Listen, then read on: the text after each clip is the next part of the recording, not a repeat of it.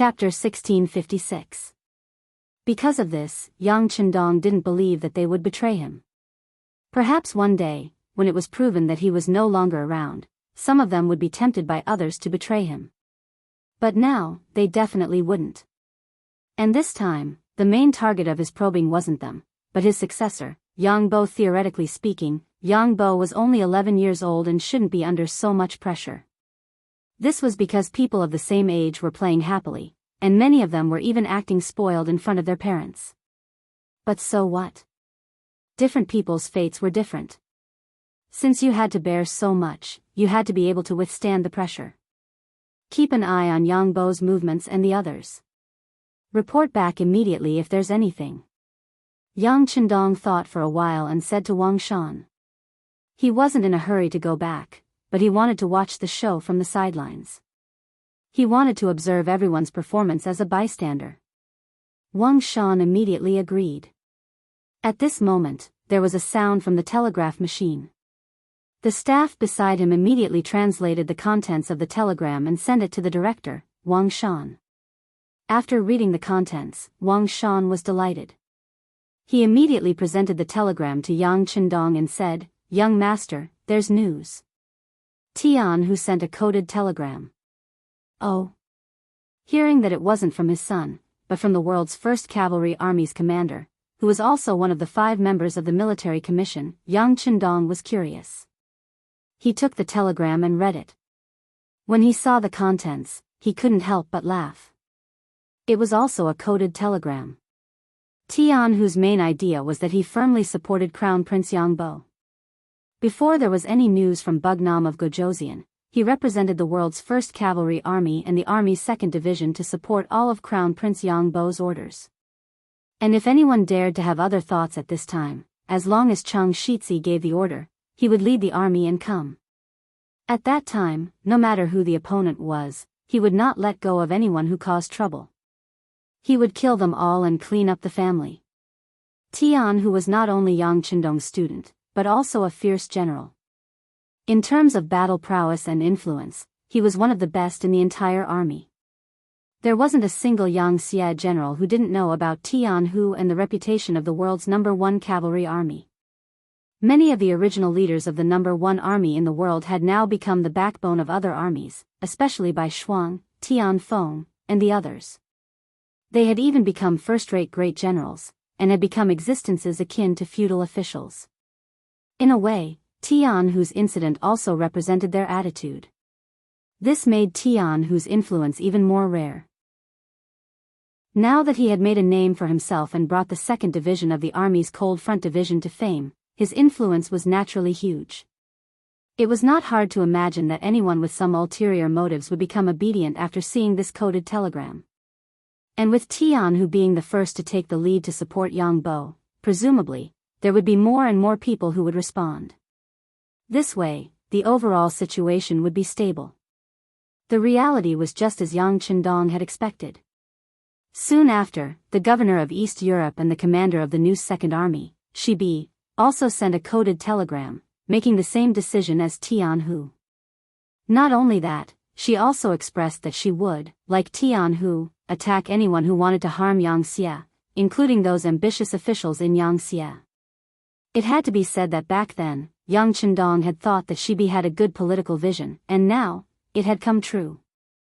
Next, it was lively.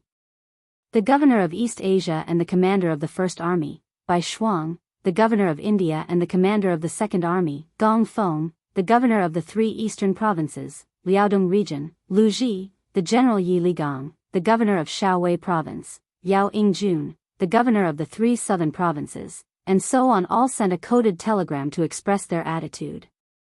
Then, some individual leaders, such as the Army's Cold Front Division, the Navy's Cold Front Division, including Yang Xie's military commission member, the Navy's deputy commander, Gao Xiong, the Army's deputy commander, Ling Song, the Air Force's deputy commander, Tianyu, Yu Mian, the new Army's commander, Su He, and so on.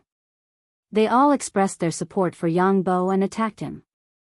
They also publicly stated that they would not accept the so-called decree of the Southern Ming Emperor. Telegrams after telegrams were sent to Yang Chendong. As Wang Shan read them out word by word, his expression naturally became better and better. On the other hand, Yang Lu and Chao Jixiang, who were kneeling on the ground, had ugly expressions. Especially the latter. He had even begun to think about what kind of pressure the failure of this plan would bring to the Southern Ming Empire. If it was him, he could use this as an excuse to send troops to the Southern Ming Empire. After all, Zhu Qizhen's personally drafted imperial edict was now in Yang Chendong's hands. Just based on the fact that Zhu Qizhen wanted to establish Bugnam of Gojoseon, it was enough reason to send troops. Young Master, all the cabinet elders have also sent telegrams to express their support for Yang Bo. Then, eldest Crown Prince Yang Bo also sent a coded telegram. Wang Shan looked at the newly received telegrams and his face was filled with joy. Oh. What did Bo say? Yang Chendong was interested. Eldest Crown Prince said that he firmly believes that Imperial Father will be fine. He wants all the military departments to carry out their duties and not be disturbed. If something happens to Imperial Father, he will take up the heavy responsibility and send troops to the Southern Ming Empire first. Wang Shan read the contents of the telegram. Yang Chendong nodded continuously after listening and said, "Not bad, he knows that the conflict has shifted." Very good. Yang Chendong was indeed very satisfied with this move. By sending troops to the Southern Ming Empire to avenge himself, he would have enough time to sort everything out. In this way, after dealing with the Southern Ming Empire, many things would naturally fall into place. The new throne would also be stable. Seeing that Yang Chendong seemed to be in a good mood, Wang Shan asked tentatively, "Young Master, do we also need to send a telegram to announce to the world?" "Don't be anxious, let's wait for a while." Yang Chendong's gaze fell on Yang Lu, who was kneeling on the ground. The first telegram was sent by this person. Of course, the next step was to solve his problem and announce it to the world. Reporting. A black cavalry stood outside the main cabin and said loudly, "Reporting to the 6th Young Master, Tiger's Mane, Beta Persei, Yang San, Yang Si, and Yang Wu's ship is approaching us. They are requesting to board the ship. Please give us your instructions. Let them in." Yang Chendong knew that the main character had arrived and could solve Yang Lu's problem, so he nodded and said, "Let them in." "Yes, 6th Young Master." "Do we need to conduct a body search on them?" The Black Knight Dragon Guard asked in a clear voice. If it was in the past, no one would ask such a question. It was not for any other reason, but because these people were the most trusted people of the 6th Young Master. They were people who could be trusted. Even if someone had a problem, they would not have a problem. But now, after the incident with Yang Lu, no one dared to think that way. That was why they asked for such a request. No need, they are still Young Master's servants. They will always be my servants. Yang Chendong said with an unhappy expression. Understood. The Black Knight Dragon Guard who asked for instructions quickly retreated. Ba Dao Jiang, who was standing in the main cabin, was so shocked that he quickly apologized. 6th Young Master, the brothers below are just doing it for your safety. Please don't take it to heart. I know, they are doing it for my own good. But Yang Lu is Yang Lu. He is not the same kind of person as them. Don't say such things again in the future. Yang Chendong waved his hand and interrupted Ba Dao Jiang's words. However, he knew very well that some things had happened, and it would be very difficult to go back to the beginning. This could be felt by Tiger's Mane and the others who were about to board the ship. Originally, their ship was close to Yang Chendong's main ship, but when they wanted to board the ship, they were stopped by the Black Cavalry. Although they did not point their guns at Tiger's Mane and the others, the serious look on their faces when they held their guns was very different from before. As the supervisor of the Black Cavalry, Beta Persei's expression was very ugly when he saw his brothers treating his brothers like this. He could not help but scold them out of habit. What are you doing? Can't you recognize us? Where did your eyes go? After all, he had been in charge of them for so many years, so he still had some authority. This shout made several Black Cavalry involuntarily put down their guns. However, there were still some Black Cavalry who were still holding their guns and staring at Beta Persei and the others. Their gazes were more of scrutiny. Seeing that there were people who were not convinced, Beta Persei was unhappy. He wanted to board the ship and kick the black cavalry. Of course, he would not really kick them, but he should at least teach them a lesson. Okay, second brother, things are different now. Yang San, who was always clear-headed, shook his head and reached out to grab Beta Persei. Yang Si also came forward and whispered, "Sixth brother has put us all in a lot of trouble." As soon as these words entered Beta Persei's ears, he remembered something and his expression became a little ugly. But in the end, he suppressed the impulse in his heart and stood in place, waiting for orders. Tiger's Mane looked at everything that was happening in front of him and could not help but feel sad. This was something he had never thought would happen. But now, because of Yang Lu, it really happened. At this time, he had to admit that he had brought this upon himself. Fortunately, they did not have to wait for long before the black cavalry came and invited them to board the ship. As the leader, Tiger's Mane did not board the ship immediately. Instead, he asked carefully, "Do we need to be searched?" This sentence sounded like a joke, at least Beta Persei thought so. They were the young master's servants and could directly address Yang Chendong as young master. In the entire Yangxia, only they and the telecommunications director Wang Shan, who was later trusted, could do so. Was this search not a joke?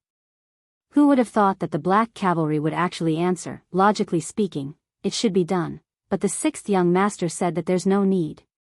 He said that you are still the most trusted people. Chapter 1657. It was still 2 words, especially with the emphasis on the pronunciation, but in the ears of Tiger's Mane, Beta Persei, and the others, it was completely different. At this moment, they also began to face reality. This time, Yang Lu's matter was too big, so big that they didn't know how long it would take, or even if time was enough to reverse the situation. "Thank you very much." Tiger's Mane's face showed a trace of a bitter smile, and took the lead to board the ship. As they boarded the ship, they quickly found that whether it was the black cavalry or the Navy Cold Front warriors, they were all looking at them with scrutinizing eyes. Especially the members of the Langia Special Forces, they were staring at his every move. It was as if they were reminding him not to play any tricks. Otherwise, they would really make a move. In terms of individual combat power, Tiger's Mane and the others were naturally no match for the Wolf Fang Special Forces who trained hard every day. Therefore, in the face of such gazes, they were powerless to reprimand them.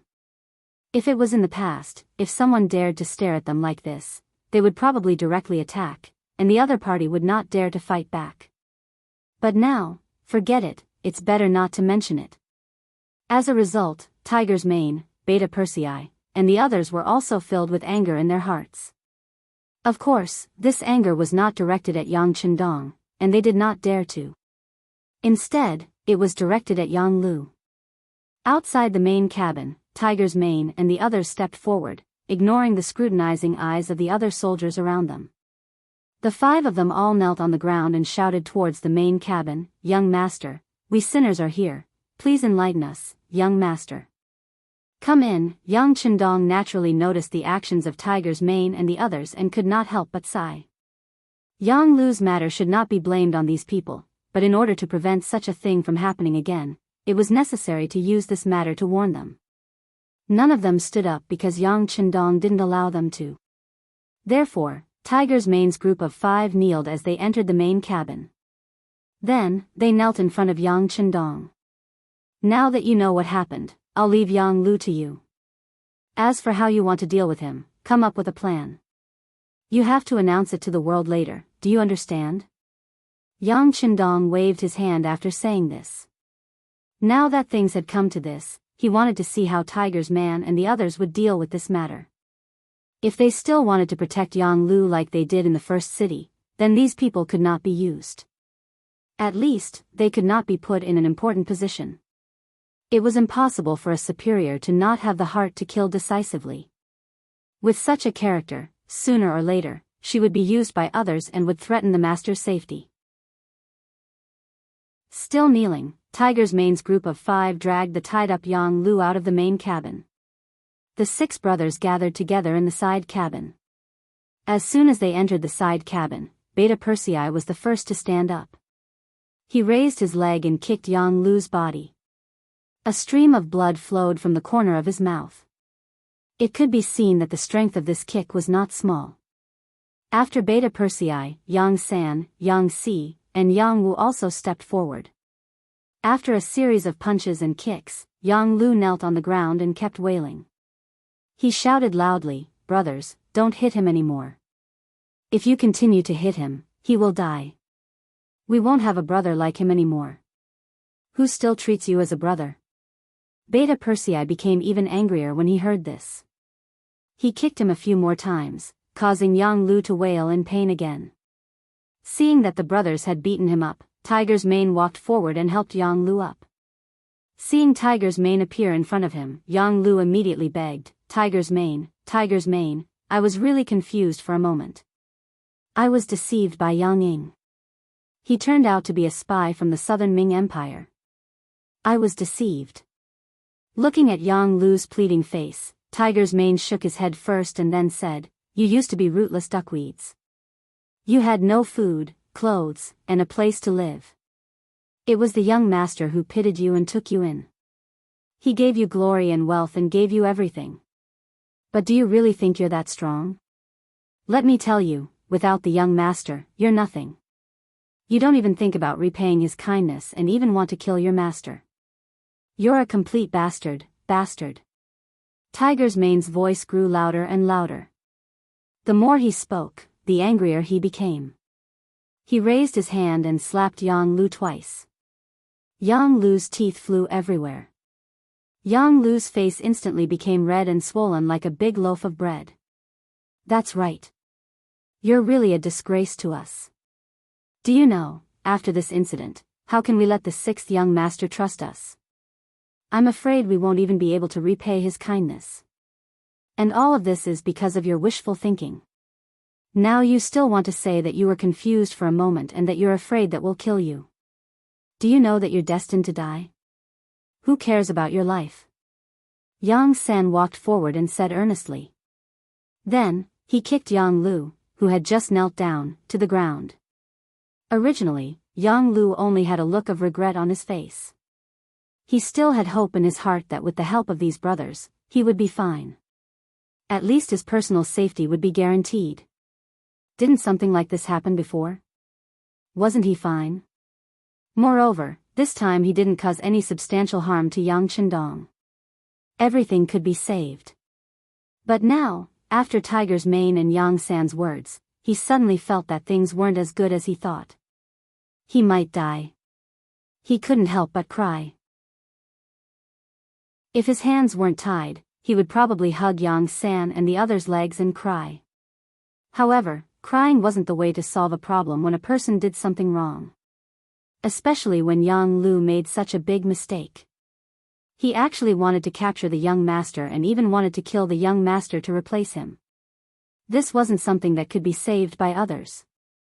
Just like what Yang San had said before, if anyone dared to plead for Yang Lu this time, the person who pleaded for him wouldn't have a good ending. If he was in the young master's shoes, would he forgive Yang Lu's actions? Yang Lu cried, crying like a child. At this moment, he was extremely regretful. He thought about what Tiger's Mane had said. In the past, they were all children who didn't have enough to eat and wandered around. They were always thinking about when they could have a warm home. They were already very satisfied. If they could eat hot meals, it would be a great gift from the heavens. But he didn't know when it started, but his ambition became bigger and bigger. Eating good food, drinking good wine, and having different women serve him every day. These were no longer enough to satisfy him. He wanted more. He even dreamed of becoming a king with a different surname. He even wanted to take the powerful Yang Xia as his own. Now that he thought about it, if this wasn't wishful thinking, then what was? If it wasn't for Yang Chendong's reminder, he wouldn't even know that his most trusted butler, Yang Ying, was actually a spy from the Southern Ming Empire. Thinking about how terrifying it was, he was afraid that if he really became a king with a different surname, he wouldn't be far from death. Would Chao Jixiang and Yang Ying keep him alive once the Yang faction was completely destroyed and he was no longer of any use to them? Also, he realized that he had thought of things too simply. Even if Yang Qindong was no longer around, could he become a king? His master had a descendant. With such a promising eldest son like Yang Bo, his ambition would not be realized. This could be seen from the coded telegrams that he had just heard. At this moment, Yang Lu realized that he was like a clown who had been daydreaming all this time. To think that he was still wandering in his dreams, unable to extricate himself. Now, he had become a prisoner. Even his brothers who doted on him the most wouldn't care about him anymore. He could imagine what kind of end he would end up in. He probably couldn't even ask for a quick death. When he thought about death, he thought about how his brothers didn't save him. At this moment, Yang Lu started to become stubborn. He suddenly stopped crying and raised his head to look at Tiger's Mane, Yang San, and the others. He said angrily, "You are all people who are afraid of death. You didn't save me when I was dying. You are heartless and ungrateful. Today, I, Yang Lu, have such an end. I'm afraid it will be your turn next time. So, saving me now is saving yourselves. Do you understand?" Death was at hand. He was still thinking of threatening others. Looking at Yang Lu's current state, he didn't look like the usual obedient younger brother. Tiger's Mane and the others couldn't help but shake their heads. They knew that their younger brother was hopeless. Even if they worked together to save him this time, they didn't know what kind of mistakes they would make next time. Not to mention, they didn't have the strength to save him now. The mistake that Yang Lu had made was too big. Even if Yang Qindong wanted to save him, it wouldn't be possible. Now, there weren't only a few people in Yangxia. There were also those ministers watching. There were so many officials in those departments watching. There were also so many generals with military power watching.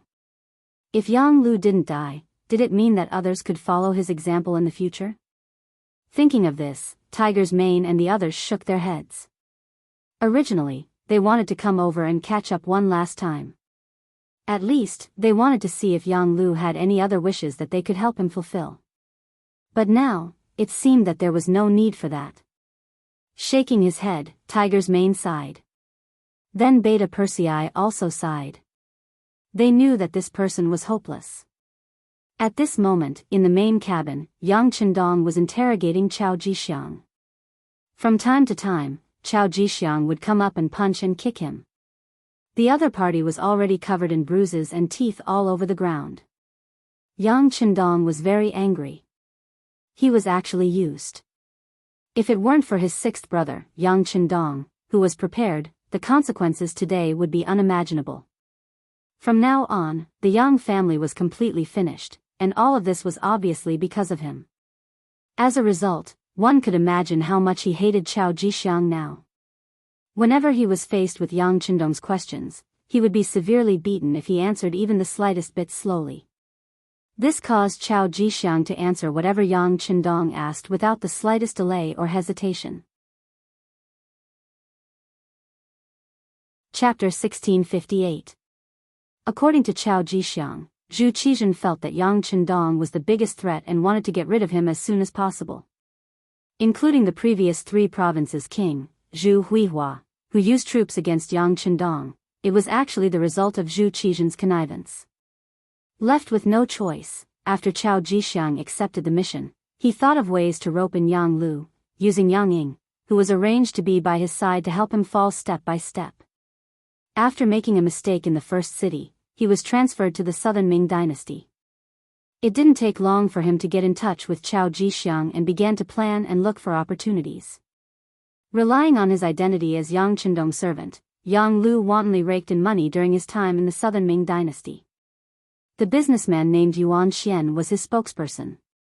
With his relationship with Yang Lu, most of the goods transported from Kaisan City to the Southern Ming dynasty were sold by him.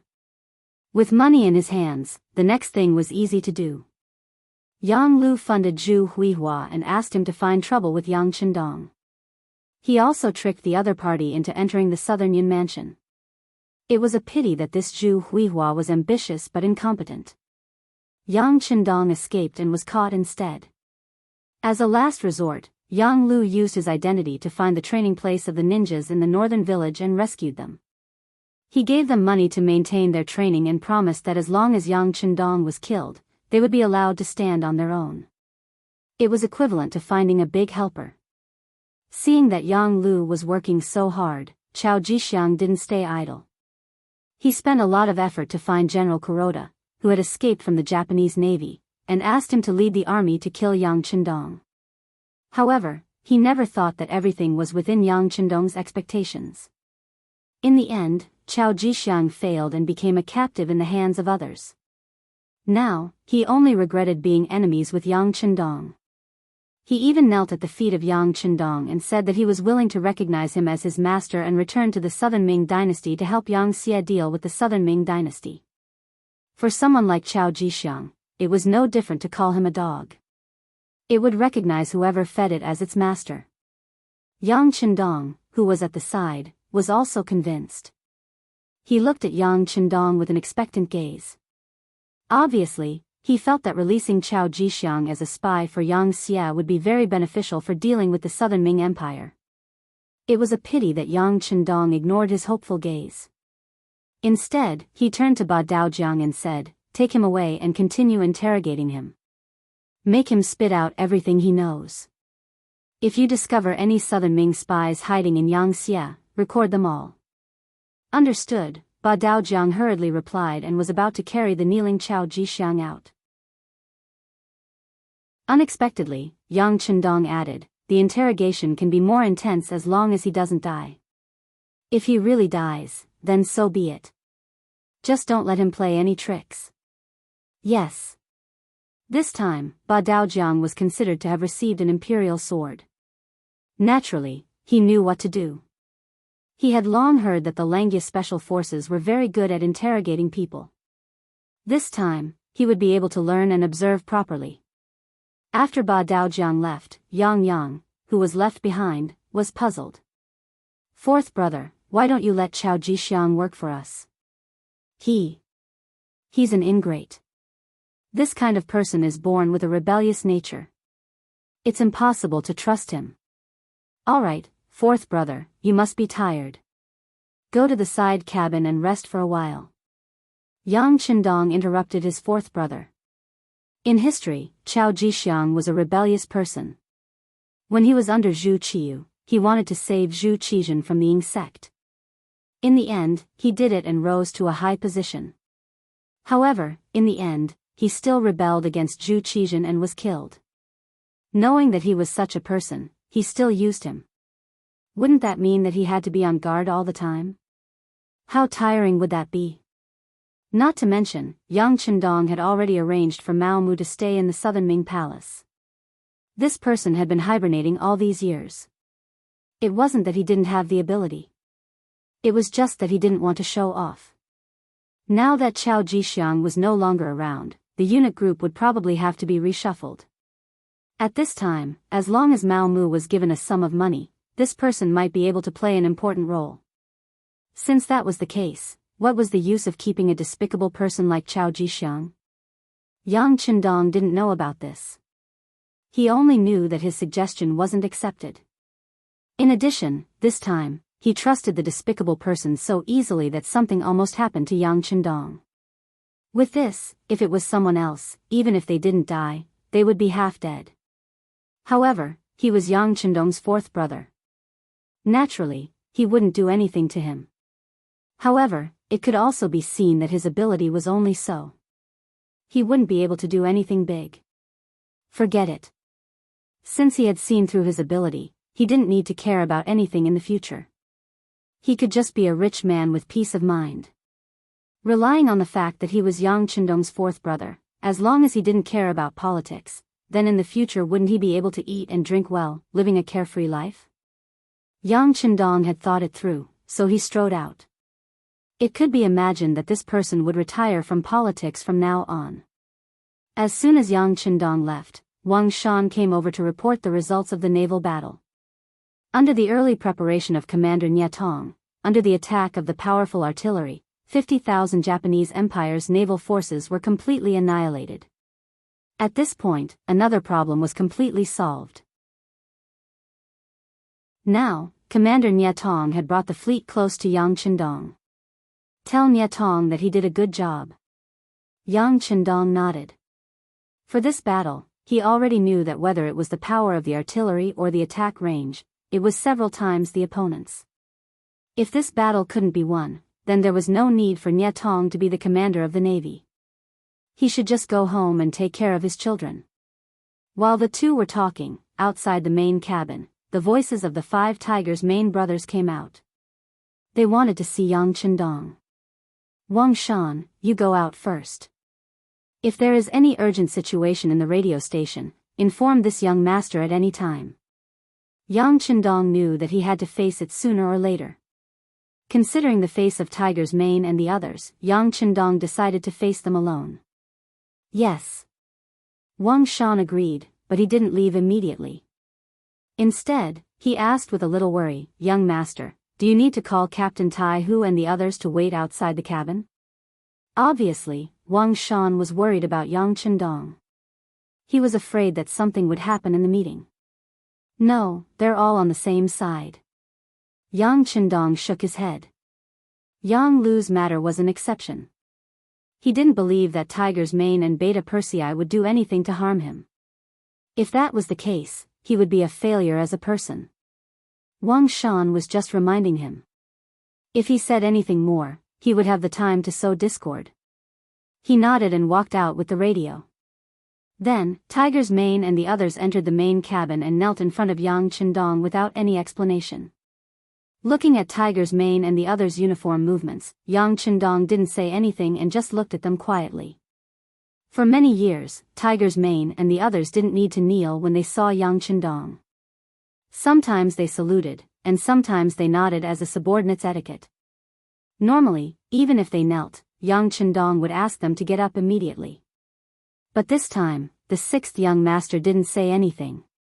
The quieter he was, the more pressure it brought to them. After a while, Tiger's Mane and the others, who didn't do anything wrong, couldn't help but have cold sweat dripping down their necks. In this regard, Yang Chendong didn't say anything as if he didn't hear anything. The room was so quiet that even a pin drop could be heard. However, this wasn't the worst part. The worst part was that outside the main cabin was also quiet. Biyao Jiang, Tiger's Mane, and the others had already removed all their defenses. The nearest black cavalry was also standing 20 meters away, making it even quieter. If it weren't for the waves hitting the ship, it would give people the impression that there was no one here. The silence continued. A quarter of an hour passed, half an hour passed, about 2 hours passed. Seeing that Tiger's Mane and the others' clothes were drenched in cold sweat, and even Yang Si, who had the worst physical fitness, was a little unsteady, Yang Chendong finally said, "If you have something to say, stand up and say it." Yang Chendong asked them to stand, so they had no choice but to stand. Tiger's Mane and the others hurriedly helped each other to stand up. Then, they quickly straightened their bodies, but their heads were still lowered. Looking at Tiger's Mane and the others, Yang Chendong couldn't help but sigh and say, speak your mind.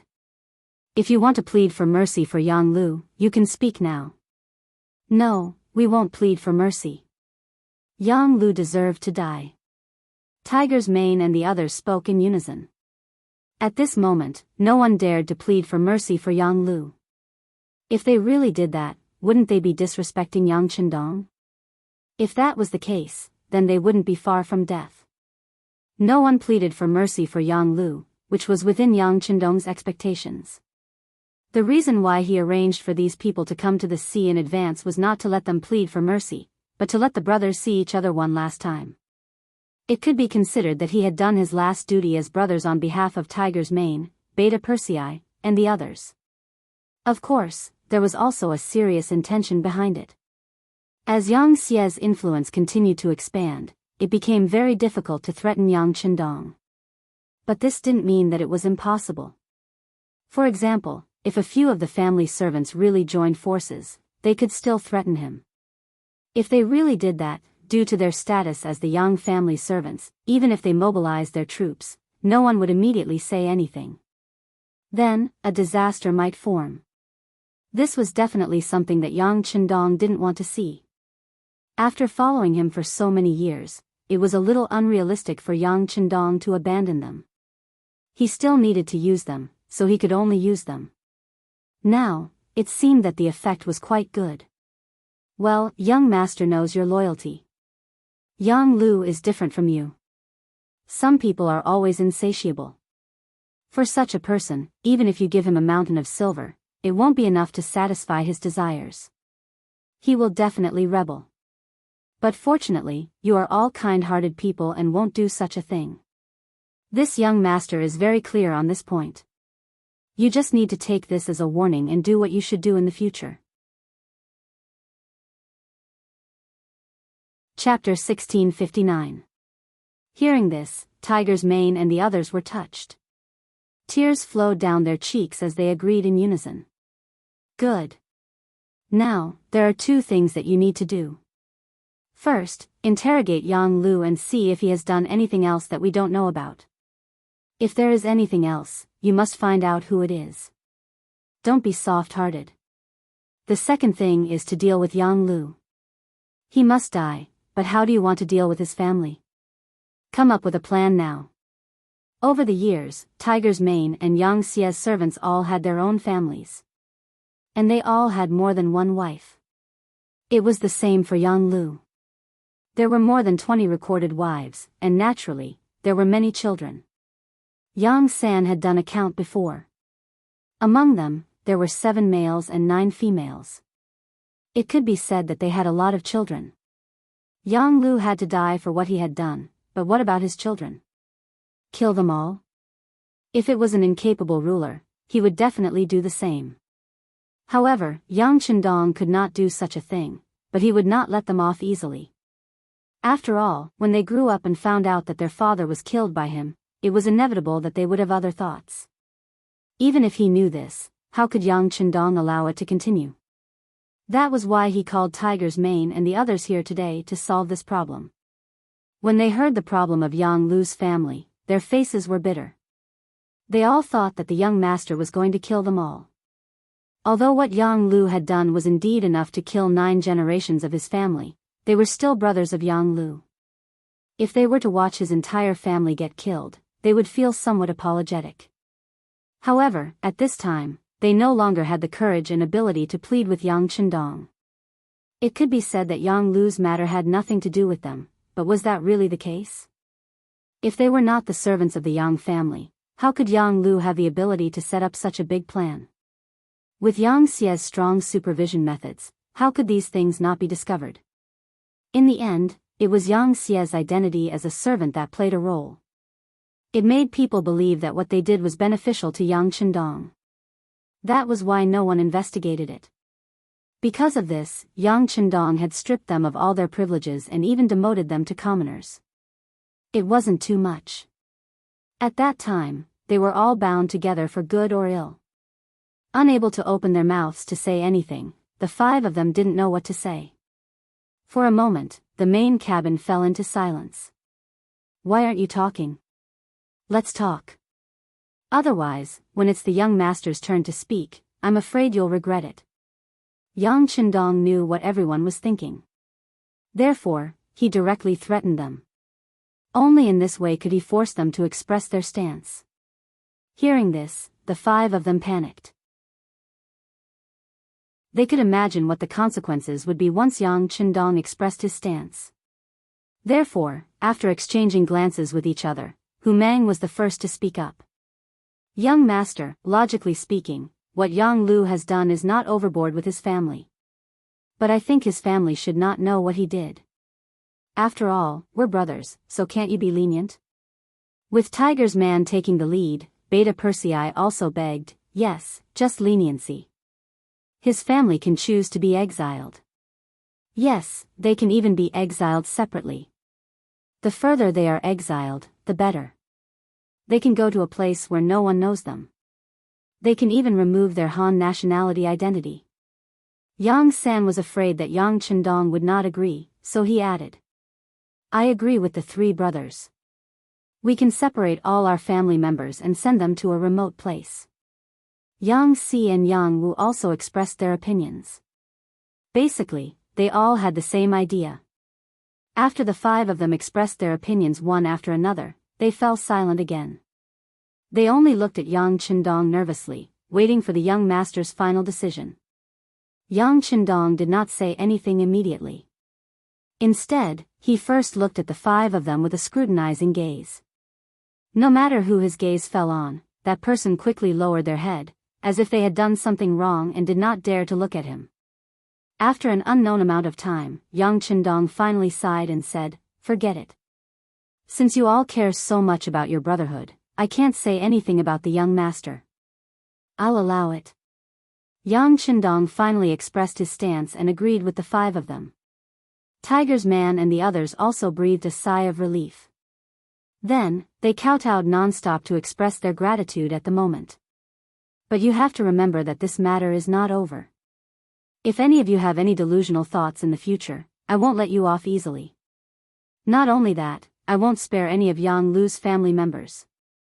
Also, don't try to play any tricks. The young master will send someone else to supervise you.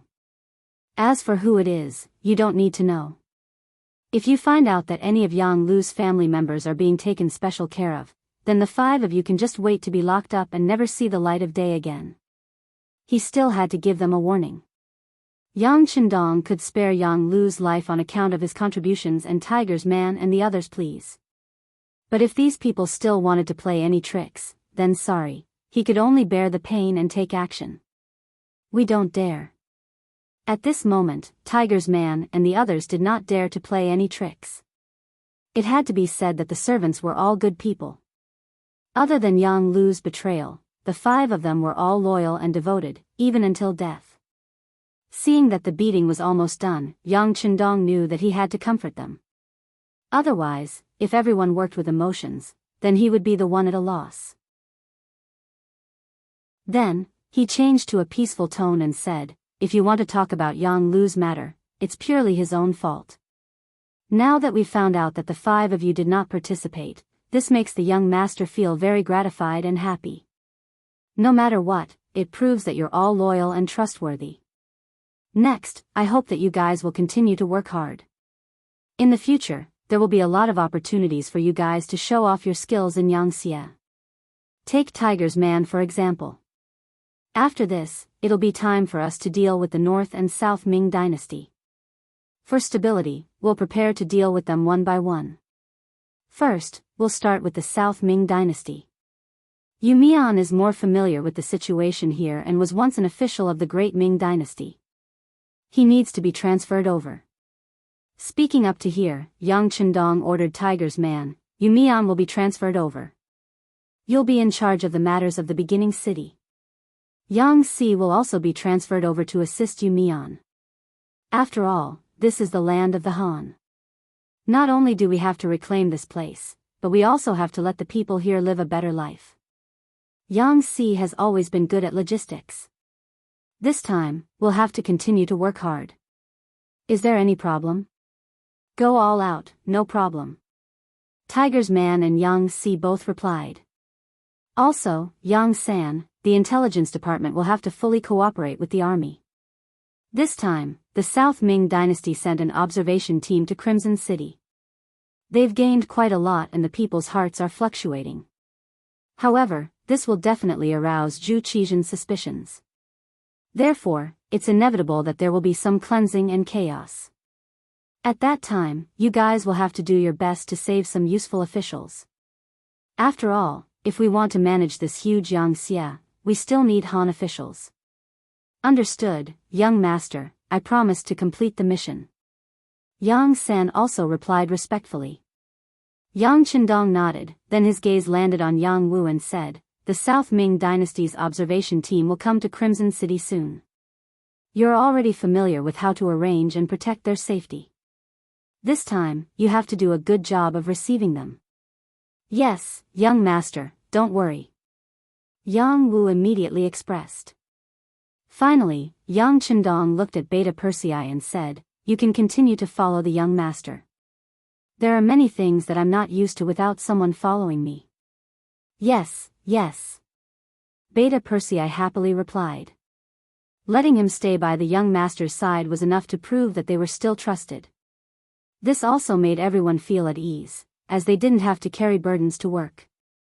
After having a heart-to-heart talk with Tiger's Mane and the other four, young Chendong seemed to be a little tired and waved his hand.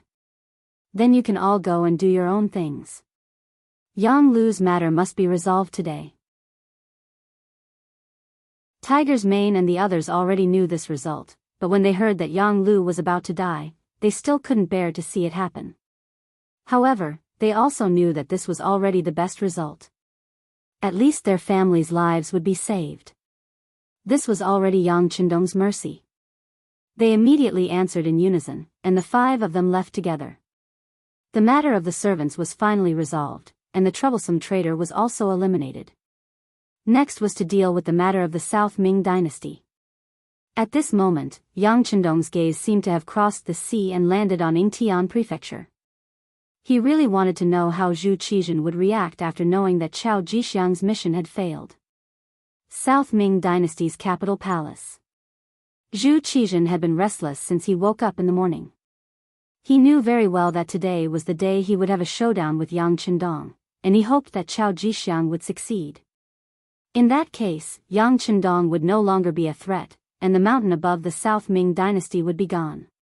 Not only could he continue to be the emperor of the South Ming dynasty, but he could also find a way to unify the Great Ming dynasty.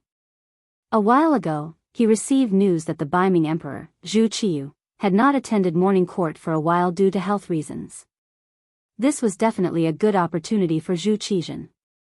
He could imagine that without Yang Chendong and Zhu Qiyu as opponents, who else in the world could go against him? Speaking of which, Zhu Qizhen also had some confidence in himself. At least he could be considered a capable emperor. He was able to bend and stand tall, and was good at national affairs. This was what history recorded about him. Just like when he was captured by Yeshen of Wara, he could use his charisma to make others not dare to offend him, and even worship him like an ancestor. This was the display of a gentleman and an emperor. Chapter 1660. After returning to the country, he was put under house arrest by Zhu Qiyu. Even the eunuchs around him bullied him. In the summer, even the only tree he used to enjoy the shade was cut down. He did not say a word and silently endured it. This was the performance of tolerance. In the end, when Zhu Qiyu was in poor health, he turned the tables and became an emperor twice. Finally, he led the Great Ming dynasty to become strong again. This was his ability to unify the country and become an emperor. Such a person, if it weren't for the appearance of Yang Chendong, he would have become the emperor of the Great Ming dynasty again. One could imagine how difficult it would be to make such a person lower his head and admit defeat. Since he didn't admit defeat, he could only take the initiative to attack. If Chao Jixiang could succeed, it would naturally be the best. But if he couldn't, Zhu Qizhen had to consider the serious consequences. Time passed by little by little. Slowly, noon passed, and the sky slowly turned dark. There was still no news. Zhu Qizhen's face remained unchanged. He knew that because the communication was not developed, even if Chao Jixiang succeeded now, it was impossible for good news to come so quickly. Let's go to the Empress Palace to take a look. Looking at the sky outside, it was already dark. Zhu Qizhen called senior eunuch Qian, Sengbao, and went straight to the harem. In the Empress Palace, the chief eunuch, Mao Mu, was arranging everything in an orderly manner. He seemed to be no different from usual. But if someone observed carefully, they could still find that his hands were trembling slightly. This was caused by excitement. In the afternoon, Mao Mu went out to buy some silk under the order of the Empress. He was able to meet with the intelligence team that specially contacted him. He learned that Chao Jixiang was captured and that Yang Xia would soon make a move on the Southern Ming dynasty. In other words, after enduring for so many years, Mao Mu was finally going to see the light of day. It was really exciting just thinking about it. Speaking of which, Mao Mu was not very ambitious. Especially after being valued by Empress Qian over the years, his life in the palace could be considered pleasant. His mentality was more peaceful. However, it was undeniable that the internal strife within the eunuch group had never stopped. Now, it was only because Yang Xia brought too much pressure to the southern Ming Empire that everyone's attention was focused on her. This caused the internal strife to be less intense than before. In addition, Empress Qian did not fight for fame or wealth. She never interfered in other aspects of the palace. As the chief eunuch, he was almost a decoration. He also did not have any power, so he was not targeted. Just because nothing happened now didn't mean nothing would happen in the future. The imperial palace was a dangerous place to begin with. Sometimes, one wrong word could lead to a death sentence. Not to mention, if Yang Xia really failed, the relationship between Mao Mu and Yang Chendong would be discovered.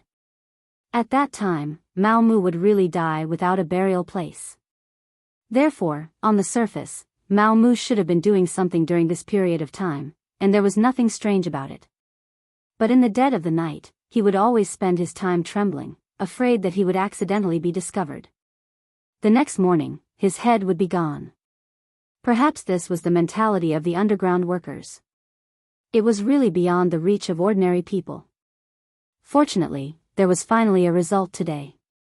Chao Jixiang was caught and was destined not to be released. Yang Xia was about to make a move, and the situation was gradually becoming clearer.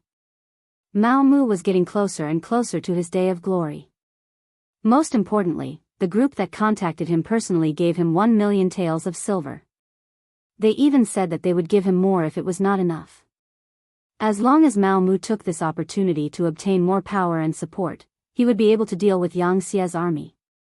With a huge pile of banknotes in his arms, Mao Mu felt that his back had become a lot tougher. Eunuchs were like this. The reason why they destroyed their own foundation and became half human, half ghost, was not to have a mouth to eat, to earn more money, and to live a better life. In front of such a person, talking about dreams and life was definitely nonsense. It was far more practical than shining silver. Therefore, in the imperial palace, there was a saying that the rich were the masters. Even for a powerful supervisor like Chao Jixiang, wasn't his ultimate goal just to get more money? Mao Mu had what they wanted the most.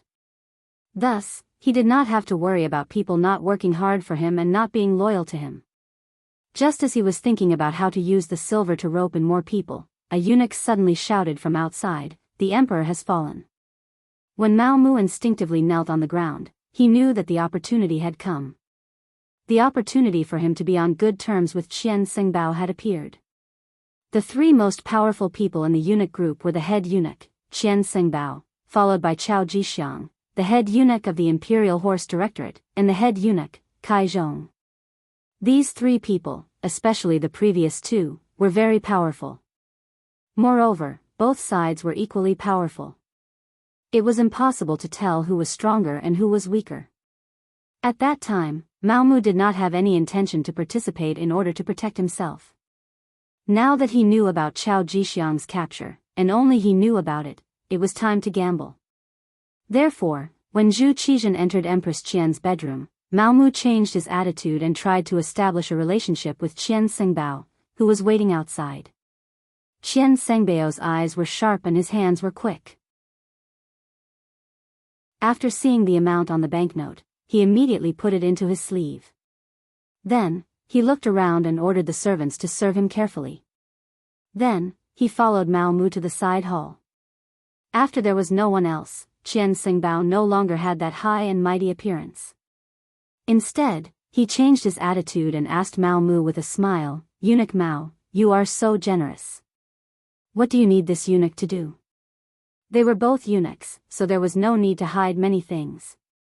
Mao Mu said respectfully, "Eunuch Qian, to be honest, this is this little one's life savings. Now, I am giving it all to Eunuch Qian to show my respect. I am willing to follow Eunuch Qian's lead." Hearing that Mao Mu was willing to rely on him, Qian Xingbao was very happy. After all, he was the head eunuch of the empress and had some power. Therefore, he was very proud and said politely, "Eunuch Mao is too polite. Since it is like this, we will be a family in the future. We will advance and retreat together. Yes, thank you Eunuch Qian for thinking so highly of me. This little one will work hard to keep up with Eunuch Qian's footsteps. Mao Mu seemed to be excited as he spoke with a fawning expression. Qian Sengbao's face flushed when he heard these words. He kept saying good, good, good. He believed that with Mao Mu's loyalty, he would have a higher chance of success when dealing with Chao Jixiang. At the crucial moment, he could have Mao Mu say some bad things about Chao Jixiang to Empress Qian. In addition, he could speak in front of the emperor. Then, there was no need to worry about Chao Jixiang not falling. Qian Sengbao's good mood fell into Mao Mu's eyes. He knew that there were some things he could say. He immediately mentioned that he was only the head eunuch of the empress and had limited power. Therefore, he wanted to join the embroidered uniform guard and become a deputy director. If it was before, even if someone made such an arrangement, Mao Mu would not do it. The embroidered uniform guard was Chao Jixiang's territory. Without the other party's permission, wouldn't he be looking for trouble? It was even possible that he would lose his life if he did not do it well. However, it was different now. He knew that Chao Jixiang would not return. If he did not make a move now, then when? When Qian Sengbao heard Mao Mu's request, he was shocked. He already knew that Mao Mu was not an ordinary eunuch. Otherwise, he would not have won the empress' trust. Even the emperor had said more than once that Mao Mu was a good person. It was because he knew that Mao Mu could not endure it forever that it was normal for the other to make a request. He also felt at ease accepting the other's money. However, the other wanted to join the embroidered uniform guard. This really surprised him. As for the embroidered uniform guard, even if Qian Sengbao was the head eunuch, his power was not enough. In particular, Chao Jixiang had many tricks up his sleeve. In addition, his younger brother's nephew and adopted son helped him. These years, it could be said that he firmly controlled the embroidered uniform guard. Even he could not get involved. Therefore, these years, it was not that he did not think of making arrangements for people to join the embroidered uniform guard. It was just that he never had the right opportunity. He could see this logic clearly. He did not believe that Mao Mu could not see it clearly. However, he made this request. What did this mean? Logically speaking, with Qian Sengbao's position as the head eunuch, it was not too difficult to arrange for someone to join the embroidered uniform guard, even if it was a deputy director. First, the embroidered uniform guard was originally the eunuch group's private land. In terms of official position, he, as the head eunuch, could naturally manage and arrange personnel. Second, Mao Mu's qualifications were enough. He had been the empress's head eunuch for more than 10 years. His rank had long been promoted. He could even be a director. There was also the most important third point. Chao Jixiang was not at home right now. It seemed that the emperor had arranged for him to do some secret things. Now was an opportunity to arrange for someone without any obstacles. But the problem was, if Mao Mu went to the embroidered uniform guard, once Chao Jixiang returned, would he have a good time? An outsider suddenly appeared in his own territory. At that time, it would not be easy for Mao Mu to safely withdraw. Since he had received the other party's money, of course he had to think for them. Eunuch Mao, the embroidered uniform guard is Eunuch Chao's territory. Once you enter, you will be arranged by this public security officer. I am afraid that he will have some thoughts. When the time comes and he really wants to argue, I am afraid that this duke will not be able to do anything. This was not an order, but a discussion. It was enough to prove that the 50,000 taels banknote was useful. At least, Qian Sengbao was thinking for Mao Mu. Many thanks for Qian Sengbao's consideration. This one has already thought about it. If I do not want to be unknown, then I must accept the challenge. So what if it was the embroidered uniform guard? In the end, Qian Sengbao was the head eunuch. How could this kind of power belong to Chao Jixiang's family? If this goes on for a long time, I am afraid that there will be a day when the tail will grow too big and it will threaten Qian Sengbao's safety. Since this is the case, this one is not talented, but I am willing to share Qian Sengbao's worries. Even if it is a dragon's pool or a tiger's den, I will still go and take a look. If it is not done well, it will be nothing more than 100 caddies of meat. If it is done well, it will greatly restrict Chao Jixiang's power. This way, Qian Sengbao will not let down his position as the head eunuch. Chapter 1661.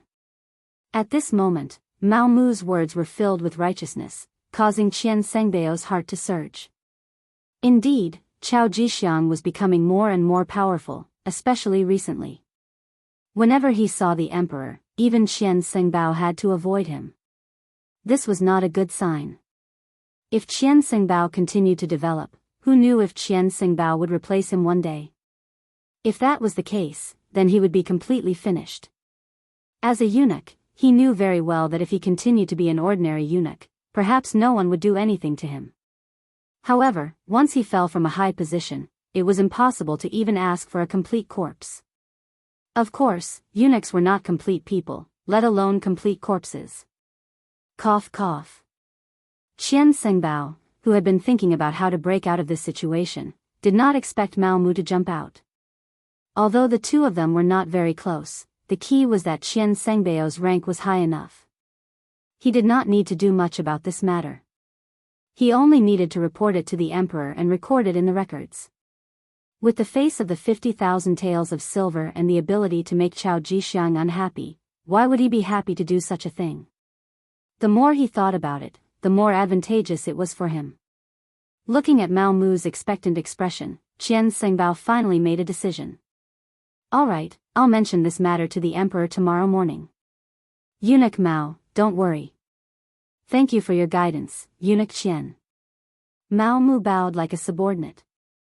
This made Qian Sengbao even more satisfied. The matter went very smoothly. Zhu Qizhen, who had rested at the empress's place for the night, woke up glowing in the morning. Using this opportunity, Qian Sengbao proposed to let eunuch Mao Mu take on the position of vice supervisor of the embroidered uniform guard. This is something that you, the head eunuch, should worry about. Just do what you think is feasible. Zhu Qizhen said casually. It was true that he relied on Chao Jixiang, but he had to be careful. Arranging a vice supervisor for them was a good way to keep them in check. Especially this time, when Chao Jixiang had made a great contribution, it was even more important to keep them in check. He knew Mao Mu was very obedient. Empress Qian had praised him more than once. Moreover, he was an old man who had followed them from Baiming's capital, so he was most likely loyal. It had to be said that Zhu Qizhen's manipulation of power was quite good. Moreover, he had always had a good impression of eunuchs. Now that Qian Sengbao had taken the initiative to suggest it, he agreed. Thus, Mao Mu took up the post. Yang Xie had already begun to transport all sorts of war resources from Crimson City to Laizhou Prefecture of Guangdong Province. The war was in the midst of preparations, and it seemed like it would erupt at any moment. Mao Mu's actions had to be faster. After receiving the appointment decree from monk Qian Bao, Mao Mu went to the embroidered uniform guard to take up his post. Mao Mu took the imperial edict to the embroidered uniform guard. All the important figures in the family, as well as some Qianhu and vice Qianhu, came out to greet the imperial edict. But when they found out that Mao Mu was going to be the deputy factory manager, the faces of the people who came to welcome them immediately fell. The entire welcome hall was quickly emptied, leaving only a deputy Qianhu named Wu Ben standing there.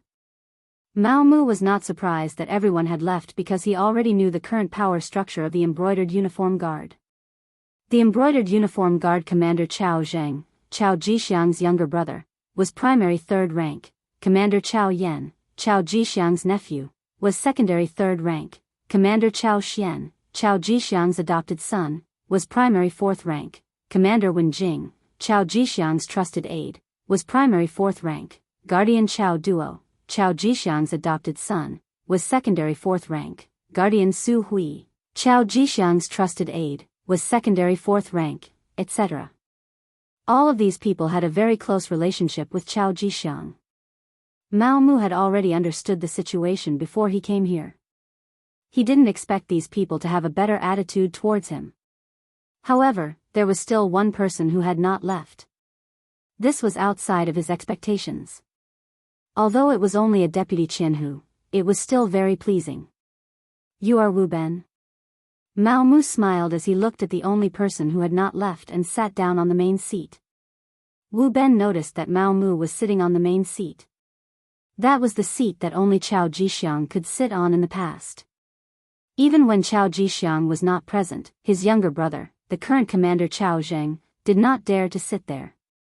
But now, Mao Mu sat on that seat naturally. Needless to say, his ambition was obvious. Seeing this scene, Wu Ben was even more determined to join Chao Jixiang. It was not for anything else, but because he had unintentionally offended Jianghu Chao Duo. This was Chao Jixiang's adopted son. Now, he was just waiting for Chao Jixiang to come back and deal with him. He had no other choice but to turn to any doctor in his desperation. Mao Mu was his life's hope. Other than relying on him, he had no other choice but to treat a dead horse as a living horse. So when Mao Mu asked, he did not stand and simply knelt on the ground. "This little one is Deputy Jianghu Wu Ben. In the future, I am willing to serve Lord Mao." How could Mao Mu not know what he was thinking when he knelt in front of him? There was no need to guess the process. Presumably, he had offended someone in the Chao family, so he had to do this. Wasn't this what he wanted? Previously, he had been worried that there was no one by his side that he could use and needed to be promoted. Now that Wu Ben had taken the initiative to join him, it was a pleasant surprise. He had already decided to accept the other party, but before that, he still needed to understand the situation clearly. At least, he had to know what was going on. "Speak, who did you offend?" "Don't worry, just speak frankly. If there are any lies, I can't help you." Mao Mu's bluntness made Wu Ben see hope. In any case, there was no other way.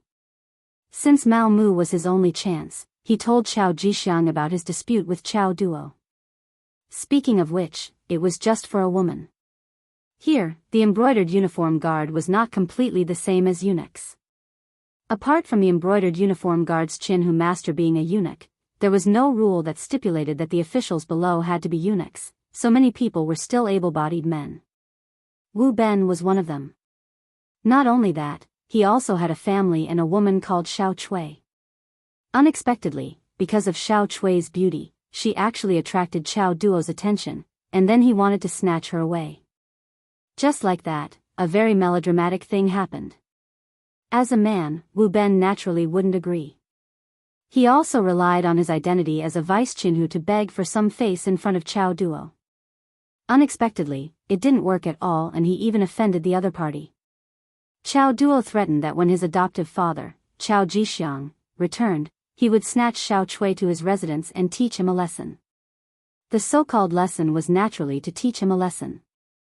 For the embroidered uniform guard, there weren't too many reasons to teach someone a lesson. From then on, Wu Ben lived in the shadows. For 3 consecutive days, he even thought of committing suicide. But when he thought that even if he died, he wouldn't be able to solve Xiao Chui's problem, he could only give up on the idea.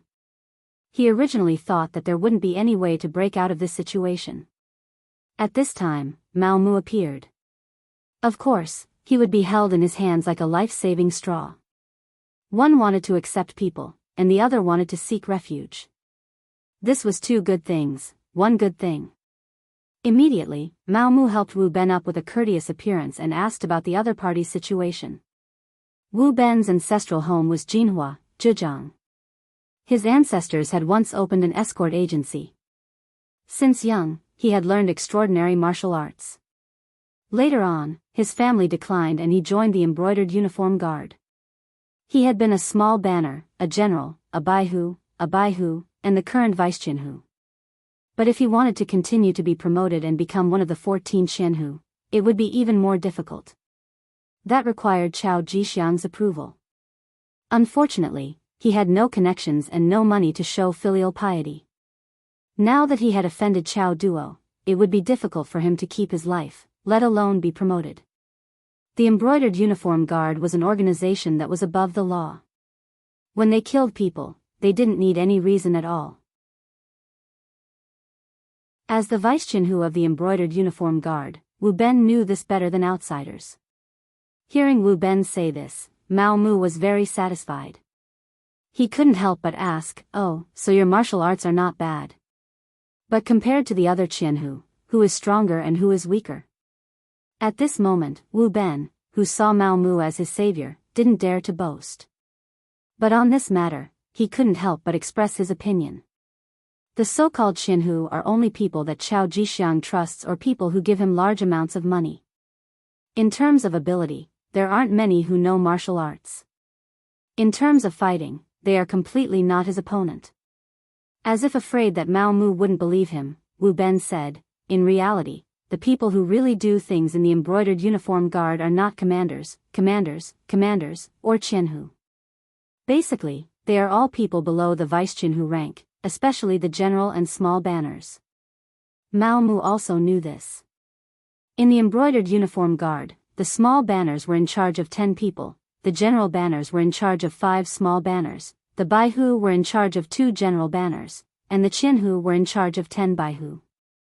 According to the Ming Dynasty, the Embroidered Uniform Guard was an independent guard office with a total of 5,600 people. A Jianghu had 1,120 people and a Baihu had 112 people. This was the standard.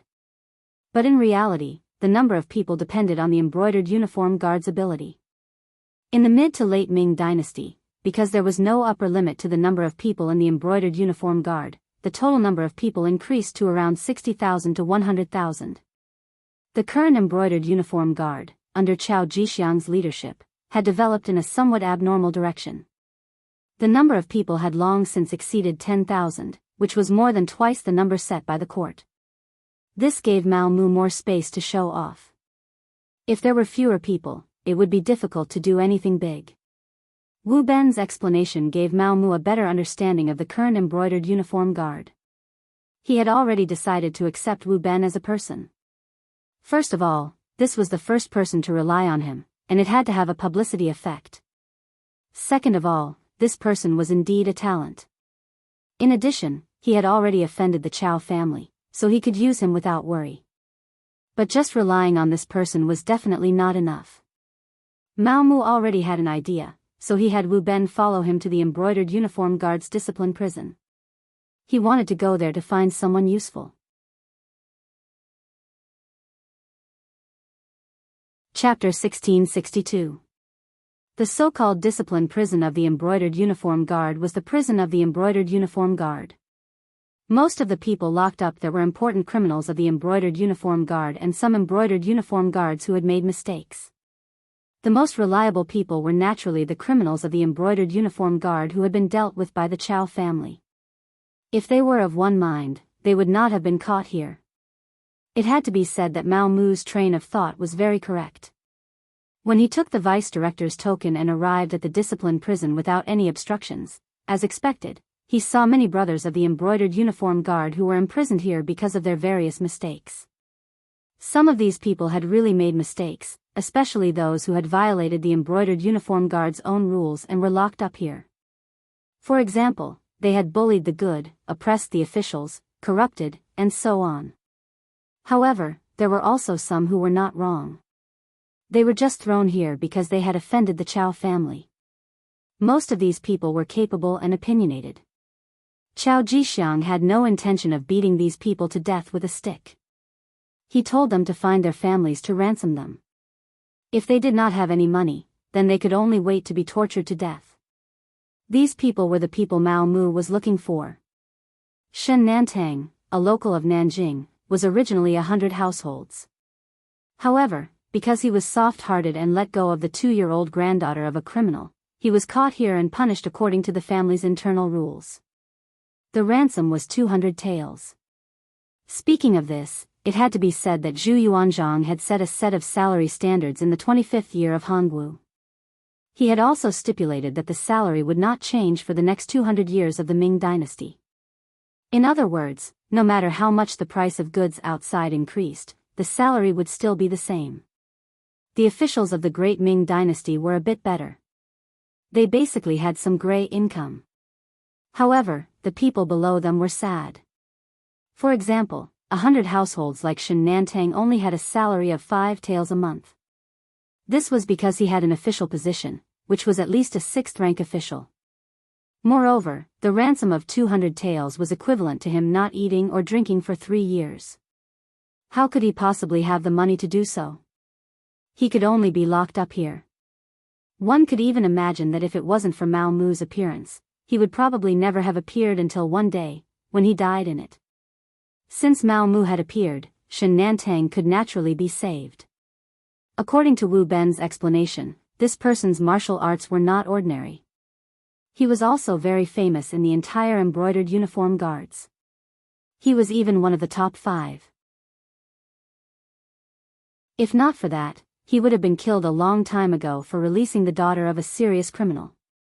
Chao Jixiang was also a person who valued talent, which was why he wanted the ransom. Mao Mu naturally had to extend a helping hand to such a person. She had a conscience, and she had been played so badly by Chao Jixiang. If he didn't save her, who would? It was only 200 taels of silver. He took it out without any hesitation. Then, he named a few more people and recorded their ransom. Then, he asked Wu Ben to handle the procedures for them. Mao Mu wanted the prisoners and paid the ransom according to the rules, so the brocade guard official in charge of the discipline prison could only release the prisoners. In this way, a team was quickly formed. Besides Wu Ben, Mao Mu also had Shen Nantang, Luo Zhu, and a series of capable generals. After leaving the discipline prison, Mao Mu did not let them go home immediately. Instead, he first took them to an enormous restaurant in the Yingtian prefecture. First, he washed everyone, then gave each of them 100 taels of silver as a meeting gift. This was still not shocking. What was even more shocking was that Mao Mu proposed in front of everyone that he would make adjustments within the embroidered uniform guards. Wu Ben and Shen Nantang would become the new Jianghu. Luo Zhu and the others would also become Baihu or test Baihu. Not only did he give out money, but he also conferred official positions. Immediately, everyone expressed their gratitude. They were all people who had been pushed aside. They had the ability, but other than that, they had no money and no backing. They had never thought that one day they would have a meteoric rise. Mao Mu's arrival made many of their wishes come true. In the time it took to eat a meal, he became the true master in everyone's eyes. Seeing everyone's urgent gaze on him, Mao Mu naturally felt a sense of heroism from the bottom of his heart. Although he was no longer a healthy man, he had his own dreams and his own idols. For example, his goal was the 3 treasures eunuch, Zhenghe. That was definitely a legendary existence among the eunuchs. If he wanted to be like Zhenghe, he had to fulfill 2 conditions. First, he had to obtain the emperor's trust. Right now, he had obtained Yang Qindong's deep trust, so he had fulfilled this condition. Second, he had to have the ability. If he could grasp the power of the embroidered uniform guards in his hands, wouldn't that prove it? Mao Mu, who had his own ideals, fully displayed the smooth side of a eunuch at the table. And everyone was excited because they had a new backing and a new goal. Everyone was a frustrated person. Most of them had even been waiting for death in the prison. Now, they could eat and drink here. Moreover, they had been told that a career and wealth were right in front of them. How could they not be excited? Even if Mao Mu wanted them to deal with the Chao family, no one would have any objections. Mao Mu cleverly did not give any orders to them, nor did he say that his backing was Yang Qindong. Everyone still had doubts about his ability and whether he could help them get promoted and seize power. He needed to settle the matter of the officials first. After eating and drinking to their fill, everyone left with a satisfied expression and returned to their homes. Now that they had money, they should buy some things for their homes and make some changes. Mao Mu also returned to the palace. He first went to the empress place to take a roll call.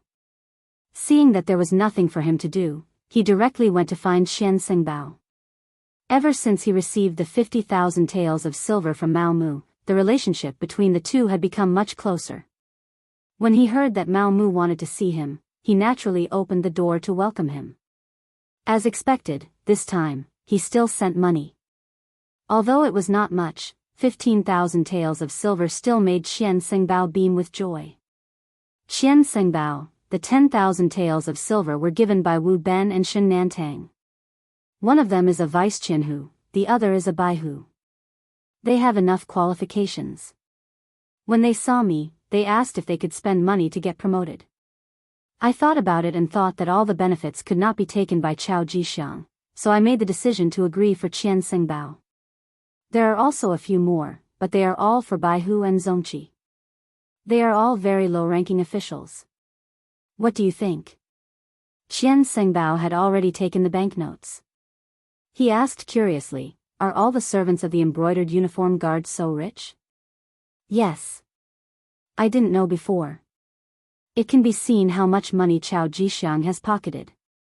"That's right, there are some officials below who also want to work for Qian Sengbao. They all waved banknotes to me, but I don't know if there will be such a thing in the future." When Mao Mu saw Qian Sengbao put away the banknotes, he knew that the matter of the two Qianhu had been settled. However, if he wanted to control the entire embroidered uniform guard, these two Qianhu were far from enough.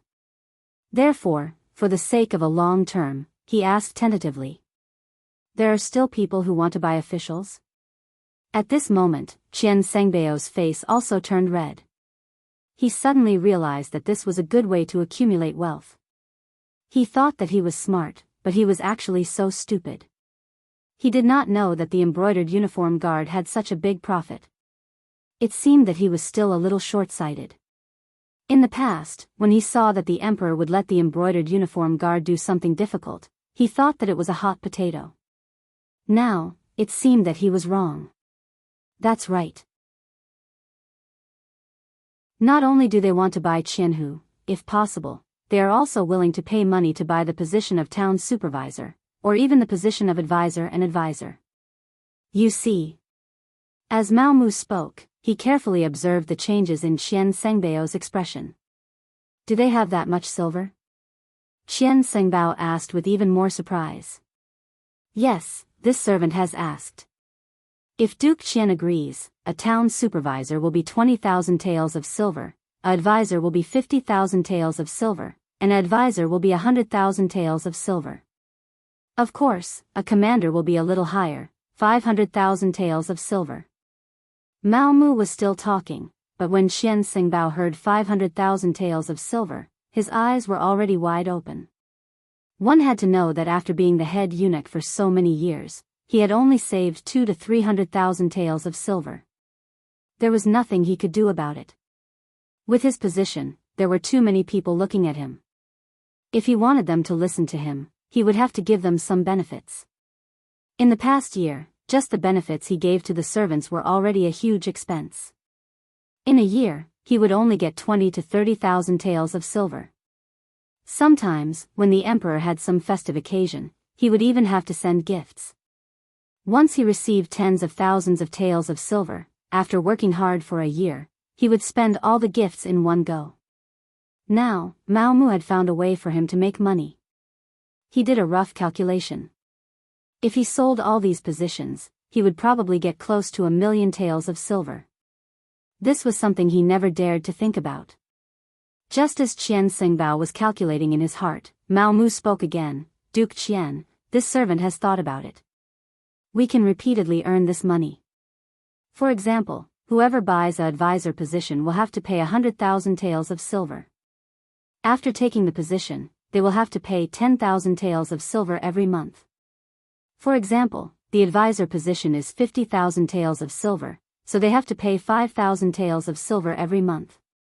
As for the commander's 500,000 taels, he would have to pay 50,000 taels a month. If they can continue to pay, they can continue to be officials. If they can't pay, they will owe at most a month before being removed from their position. In this way, we can earn a large amount of money every month." "Ah. Doesn't this mean that we will get close to 100,000 taels of silver every month?" Qian Sengbao was really frightened. What was the difference between this and robbery? But would these people agree? Would they be able to earn so much money every month? Seeing Qian Sengbao's shocked expression, Mao Mu felt disdain in her heart. It was only a small amount of money and he was already frightened. One had to know that Yang Chendong gave out 1,000,000 taels of silver every time. If it wasn't enough, he could ask for more. How bold was that? Moreover, this money was not a loss because once the Southern Ming Empire was annexed, this money would eventually return to Yang Xie's pocket. Right now, it was just temporarily placed here.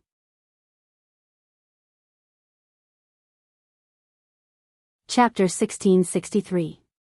Naturally, these thoughts would not be spoken out loud. Mao Mu continued, this servant has also asked about this. They also said that as long as they are given power, they will think of a way to get the money.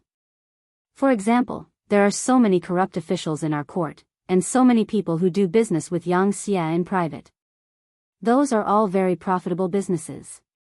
As long as they are dealt with, the money will be sent to you every month.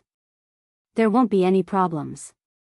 Qian Sengbao was afraid that these people would act recklessly after gaining power. Once they made the emperor unhappy, it would be a big matter. Now that he heard that it was actually against the corrupt officials and the merchants who did business with Yang Xi, he felt a lot more relieved. Good, that's good. Seeing that Qian Sengbao had agreed, Mao Mu struck while the iron was hot. Since that's the case, does Qian need to meet them? Well, I'll leave everything to eunuch Mao. This duke is relieved. Qian Sengbao thought about it and decided not to meet them. This way, if something were to happen, he could still shirk responsibility, but if they met. If he met them, some things were really hard to explain.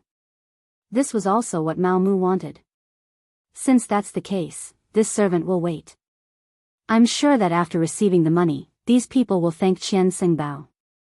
By the way, what rank can this official be sold to? There's no rush. Let's deal with the two Qianhu first and see their reaction. Qian Sengbao didn't know that something had happened to Chao Jixiang. He was still worried that this person would come back and cause trouble. If it was only two Qianhu, he could withstand this pressure. That's good. Mao Mu knew what Qian Sengbao was worried about. However, there were some things that he couldn't say out loud, so he temporarily agreed. But he knew that with this start, the rest of the matter would be easy to handle. He followed Qian Sengbao to draft the internal affairs report.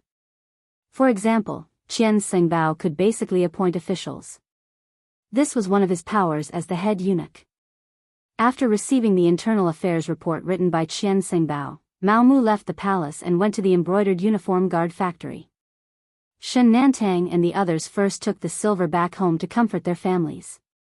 Then they came to the embroidered uniform guard factory and waited for news. After all, it was Mao Mu's words before. Whether they would be promoted or not was not certain.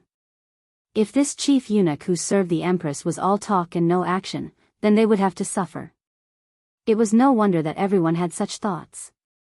Shen Nantang and the others didn't do anything wrong, but offending the Chao family was the biggest crime. In addition, over the years, Empress Qian's strength had not been obvious. She was basically an invisible person. No one knew what kind of power the head eunuch who served her had. Not long after, Mao Mu appeared. Seeing everyone standing here waiting for him, how could he not know what they were thinking? After chuckling, he took out the internal affairs reports written by the head eunuch, Qian Sengbao, and handed them to Shen Nantang and the others one by one according to their names. Sure enough, it was a decree of promotion. Seeing that they were still prisoners a few hours ago, but in the blink of an eye, they had become Qianhu, Baihu, Zongqi, and other officials with ranks, everyone was naturally excited. When they looked at Mao Mu, there was no longer any contempt in their eyes. Instead, they were burning with passion. At this time, Mao Mu put away the smile on his face and became very serious. This Gonggang has given you what this Gonggang promised. Next, it will depend on everyone's performance. Next, I will announce the mission. Shen Nantang, Wu Ben, Luo Zhu, and the others immediately straightened their bodies. They were like an army that was about to be inspected. There are 3 main missions. First, unite those who have been oppressed by the Chao family but have the ability. Of course, those who have the ability but are depressed can also be roped in. They can be allocated according to their ability. Those who have the ability to become Jianghu can become Jianghu. But remember, don't accept those who don't have the ability. If anyone wants to make up the numbers and is caught by this gonggang, then whoever recommended them will also be guilty.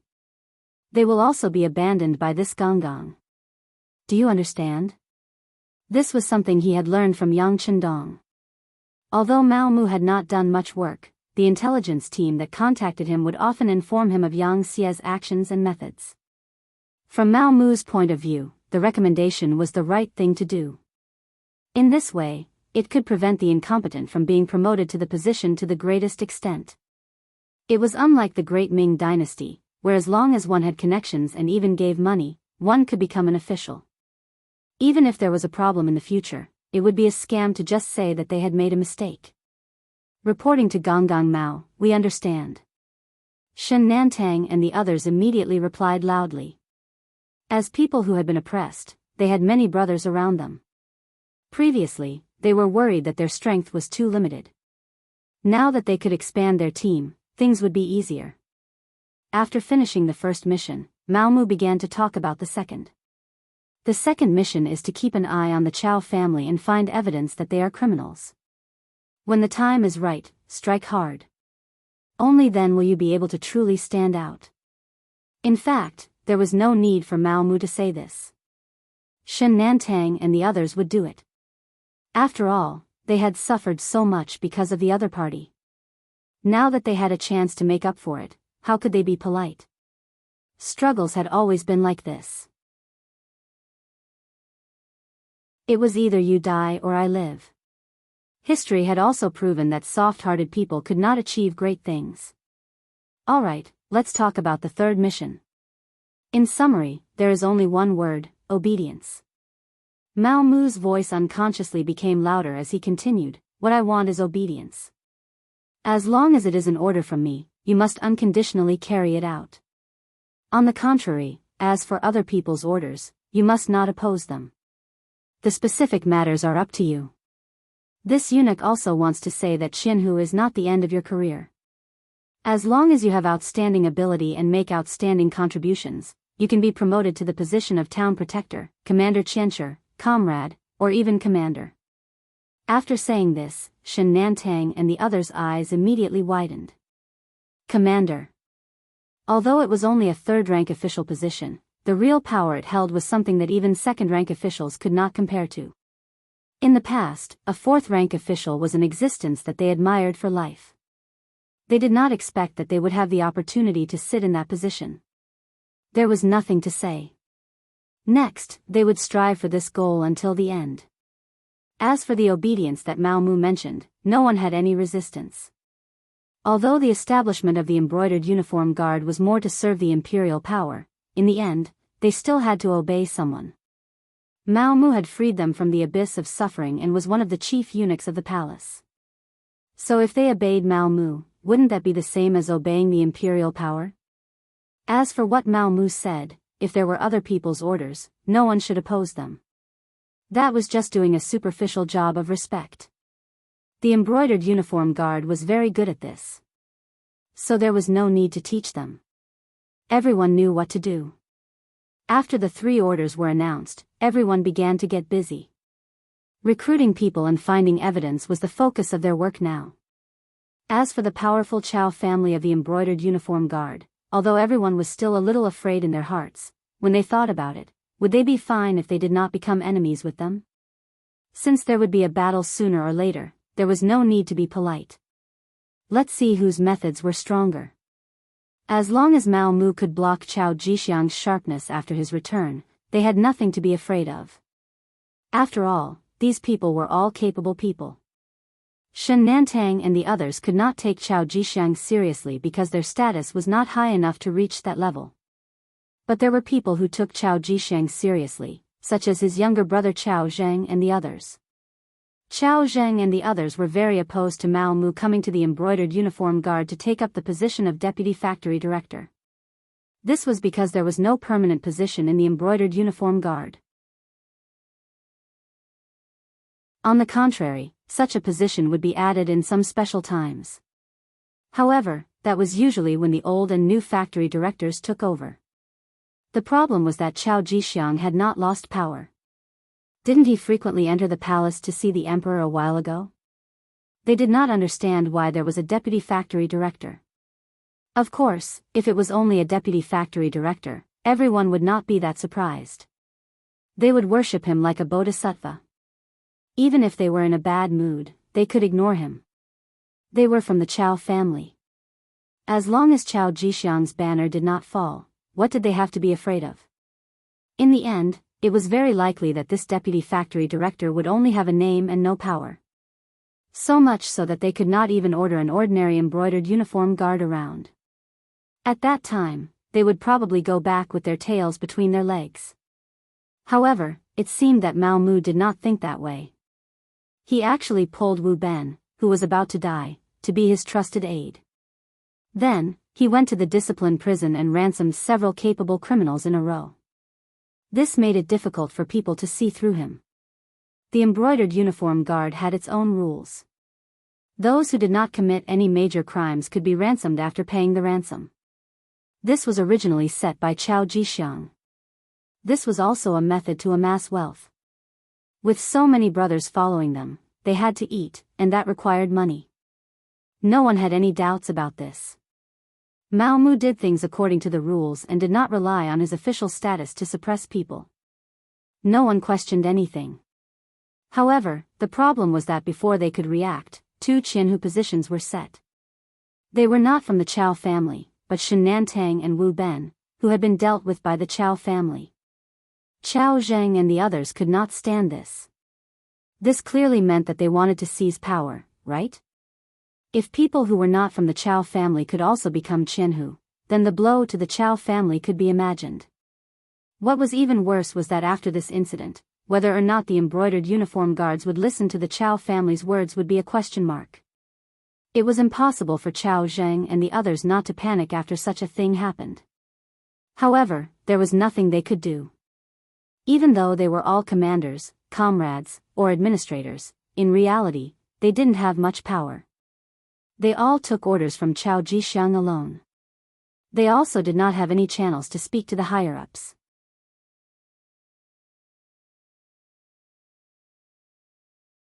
Chapter 1664. In other words, without Chao Jixiang, these people could only control one embroidered uniform guard. If someone wanted to attack the embroidered uniform guard, they could do nothing but watch. Wait for Big Brother to come back. Everything will be done. At that time, we will make Mao Mu suffer. Seeing so many people from the Chao faction looking at him with expectant eyes, Chao Zheng had no choice but to say this.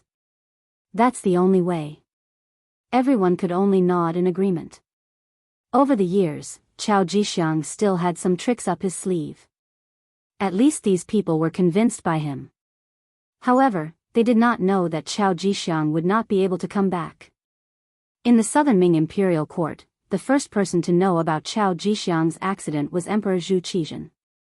The reason why Zhu Qizhen knew about this was because Chief Eunuch Qian Sengbao told him. Qian Sengbao heard it from Mao Mu. When Mao Mu reported to Yang Qindong through his contact group that he had begun to reach out to the embroidered uniform guard and obtained a good start, Yang Qindong sent this information to Mao Mu. Not only that, he also told the contact group that Yang Xia was mobilizing the military supplies, mobilizing the army, and preparing to go to war with the Southern Ming Empire. This was to allow Mao Mu to stabilize his position. As for whether this would expose his strategic intentions and cause the Southern Ming Empire to prepare in advance, would Yang Qindong care? Some things could not be hidden at all. What's more, Yang Qindong couldn't wait for the Southern Ming Empire to gather their armies. This way, he would be able to achieve success in one battle. It would be better than attacking every single city and ultimately destroying the Southern Ming Empire. What Yang Qindong wanted was a rich and populous Southern Ming dynasty, not a mess. From this point of view, it was undoubtedly better to give the Southern Ming Empire time to gather their army and end the war with a big battle. What did you say? In the side hall, Zhu Qizhen's face was filled with shock. Then, he reached out and grabbed Qian Sengbao's neck, questioning him loudly.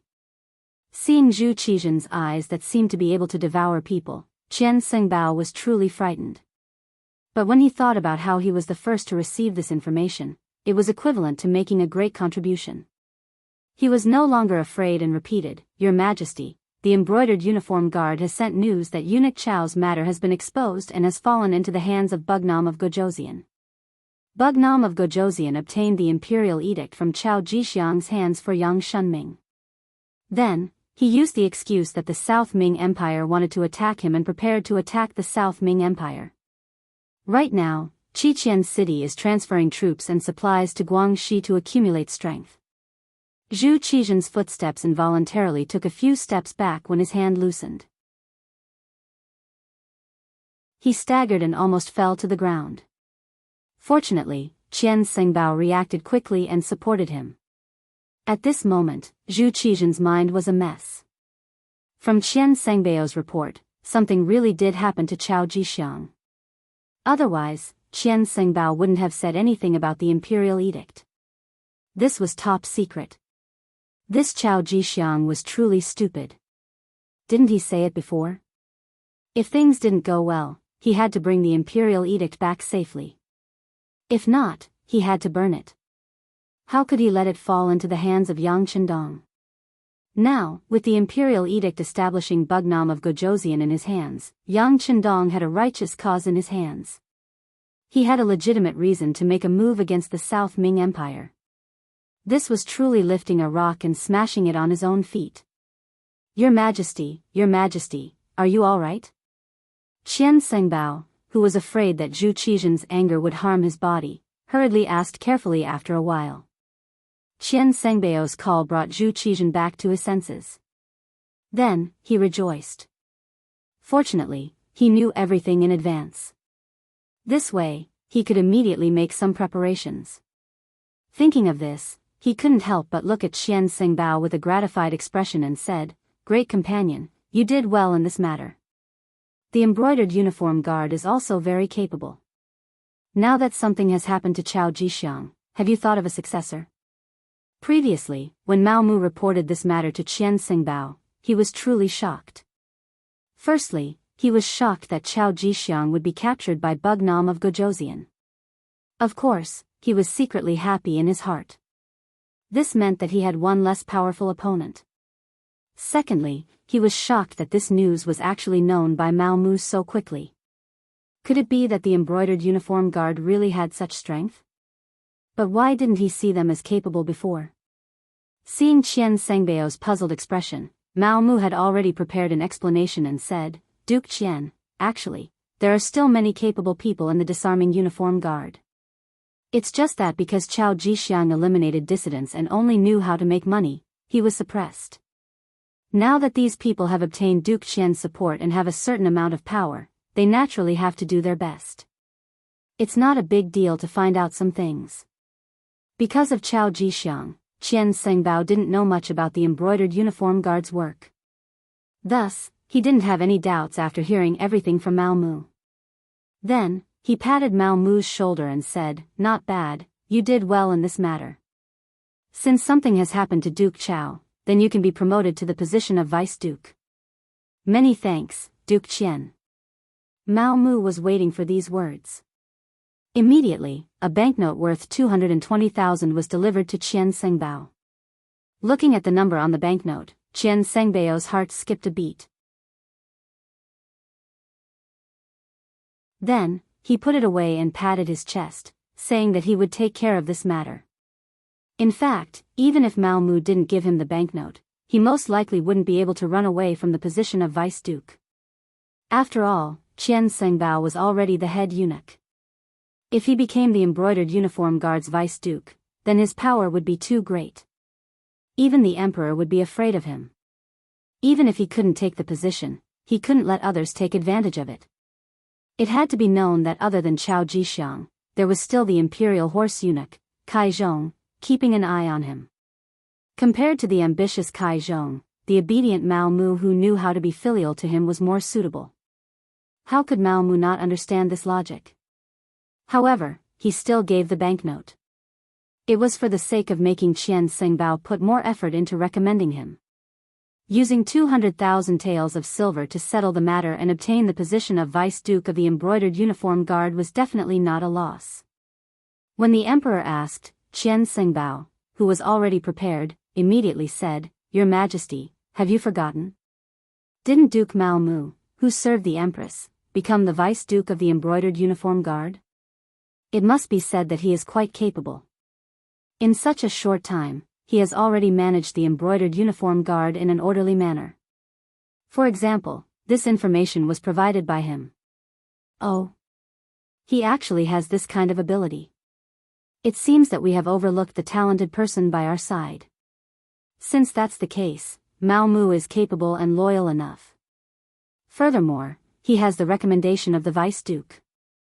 Then, let Mao Mu take over the position of Vice Duke. Tell him that we look forward to his continued efforts and creating new achievements." This subject obeys. Qian Xingbao saw that he had achieved his goal and was naturally overjoyed. However, the worry on Zhu Qizhen's face did not disappear.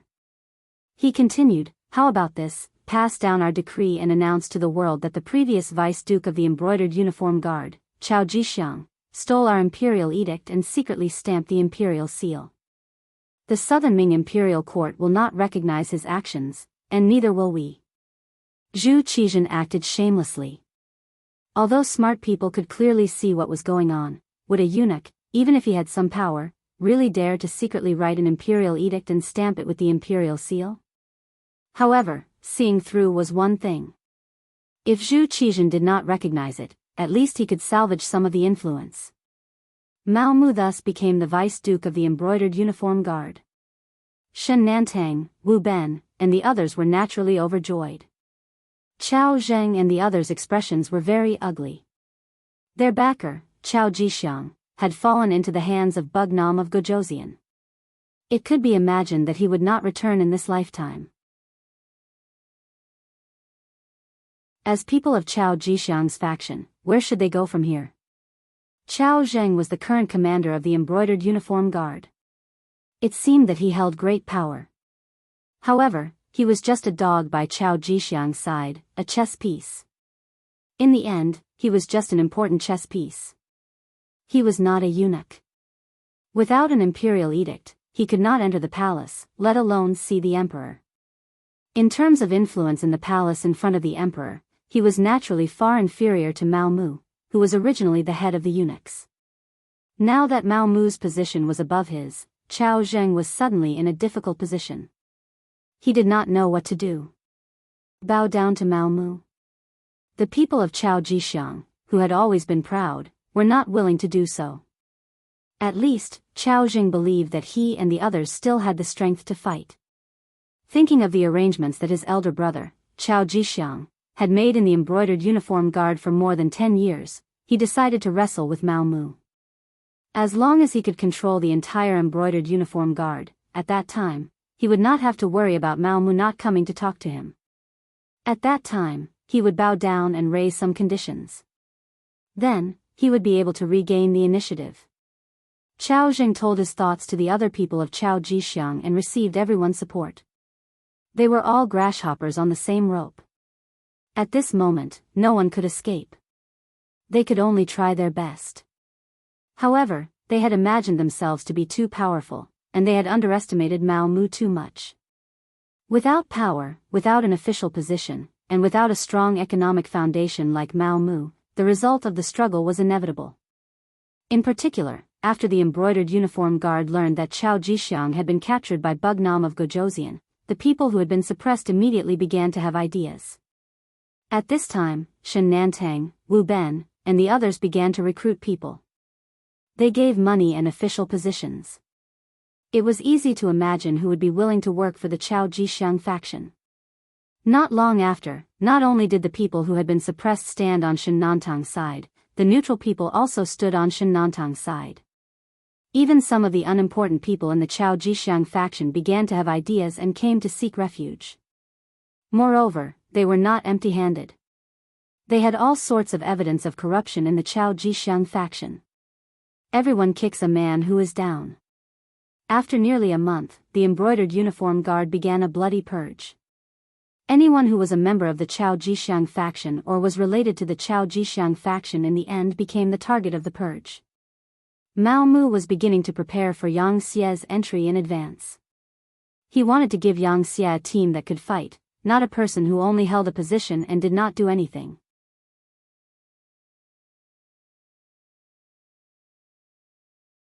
Chapter 1665. The chaos within the embroidered uniform guard naturally didn't escape the eyes of the ministers, so they happily clapped their hands. For a long time, the existence of the embroidered uniform guard was like a sharp arrow suspended above the heads of the ministers, making them endlessly afraid. After all, you can guarantee that you won't make a mistake, but can you guarantee that your family won't make a mistake?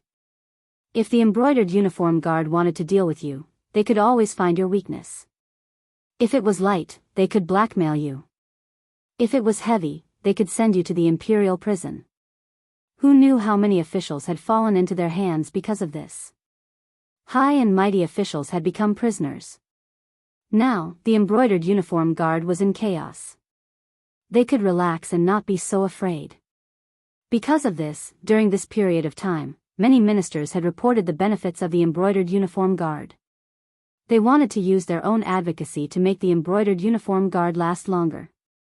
It would be best if they crippled their own martial arts and got rid of this department for a long time. Zhu Qizhen saw so many ministers agree and compared himself to Yao Shun, saying how wise he was. In addition, Mao Mu really didn't have any thoughts. After taking care of the Chao faction, he handed over all the gold and silver he had stolen from them. He actually collected 2 million taels of silver, making him endlessly happy. What was wrong with the emperor? He also needed money.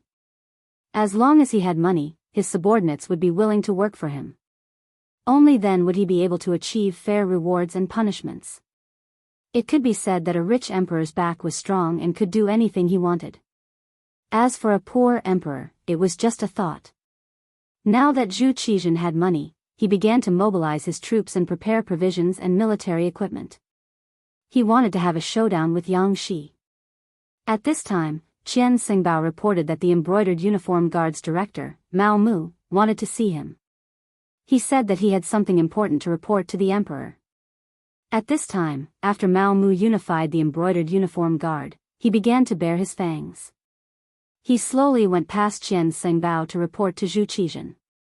This was the first time he tried to sound him out, so Mao Mu wasn't too anxious. Instead, he wrote some of the contents of his report to Qian Xingbao. When Qian Xingbao saw the report that was nearly a foot thick, he knew that he couldn't do this.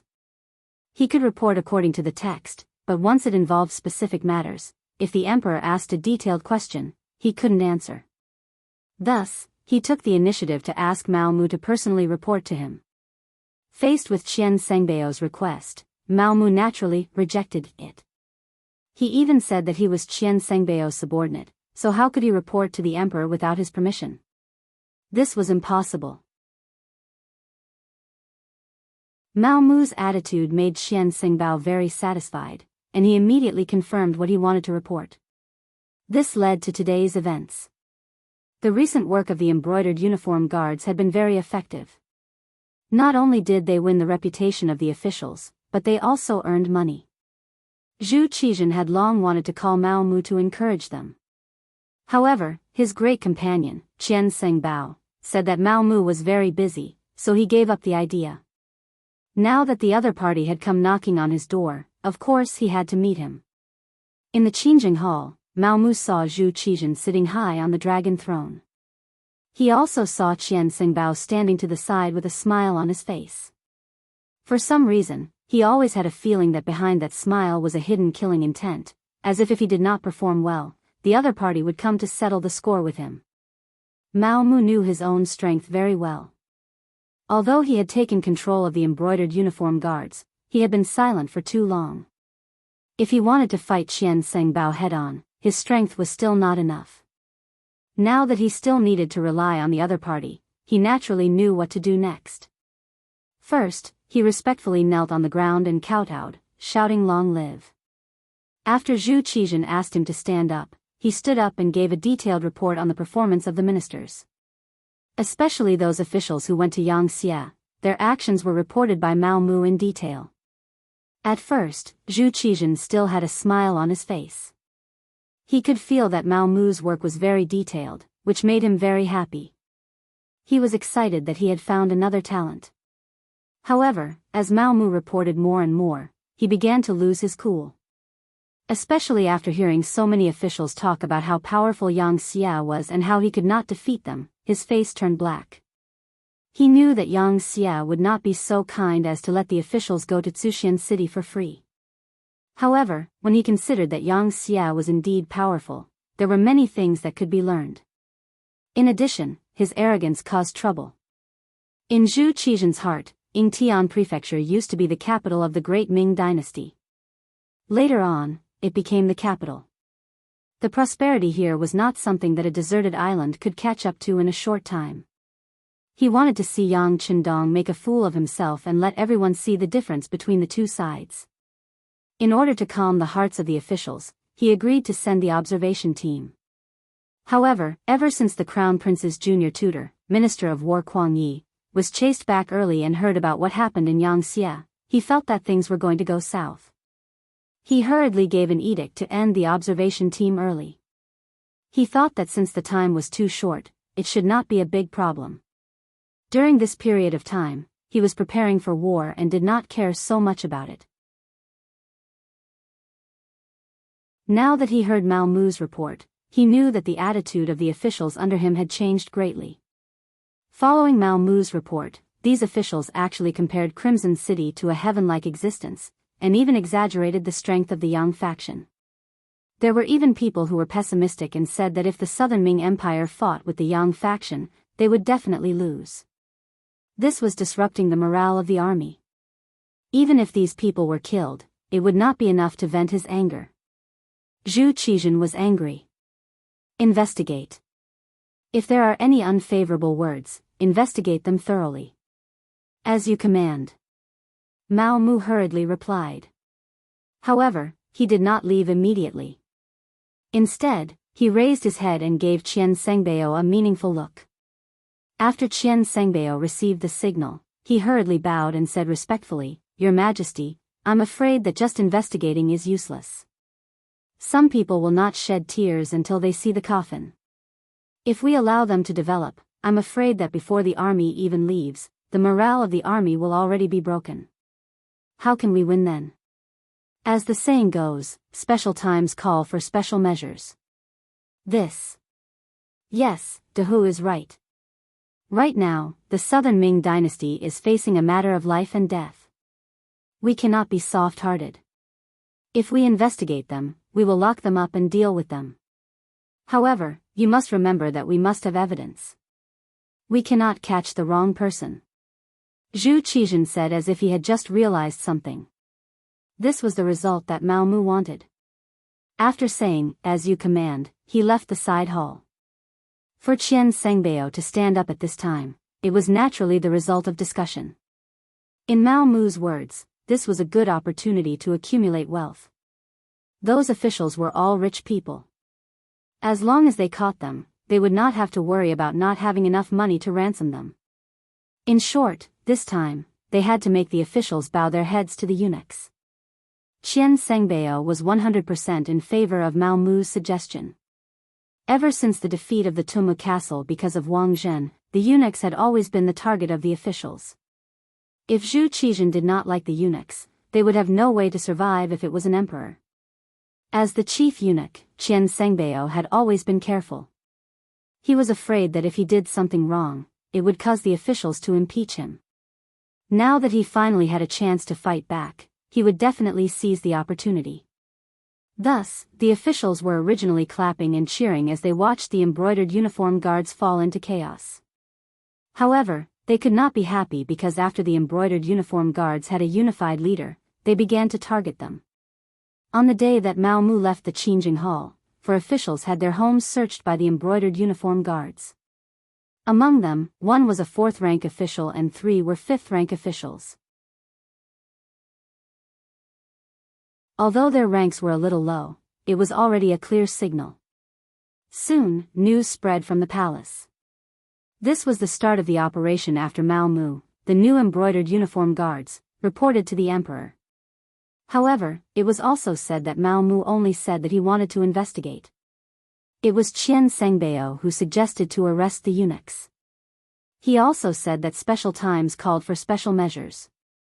These officials did not dare to scold the emperor, but Qian Sengbao was just a eunuch. They did not have any scruples. For a moment, curses were heard everywhere. The impeachment memorials were as numerous as the hair on an ox. They covered the dragon table. Qian Sengbao was really angry. He first severely punished the eunuchs who were on duty in the Qingjing Hall that day. After killing 3 and seriously injuring 9, he did not get anything out of them. But it did not matter. Things had already come to this.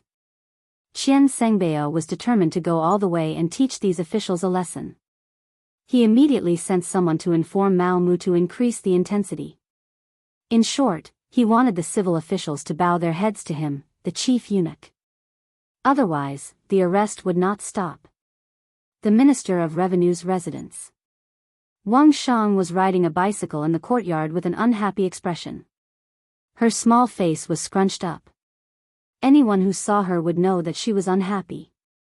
Ever since returning from Tsuxian City, Wang Zhiqing had been riding a bicycle through the capital's streets and alleys.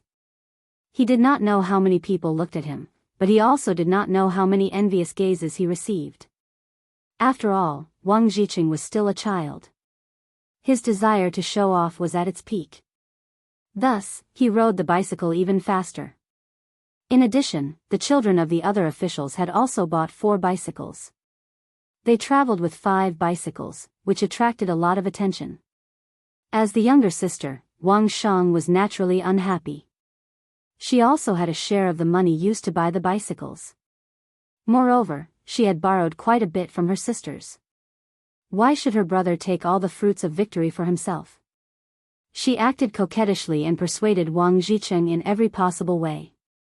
In the end, Wang Zhiqing had no choice but to agree to lend the bicycles to her for 3 days after half a month of riding. Although it was only 3 days, Wang Shang was already very satisfied. After all, in this era, women were mostly in a subordinate position. It was impossible for them to enjoy true fairness. She scratched her fingers day after day. Finally, when it was time for her to use the bicycles for 3 days, her grandfather suddenly had the servants close the courtyard doors after the morning court session. He also said that no one in the family was allowed to leave without permission.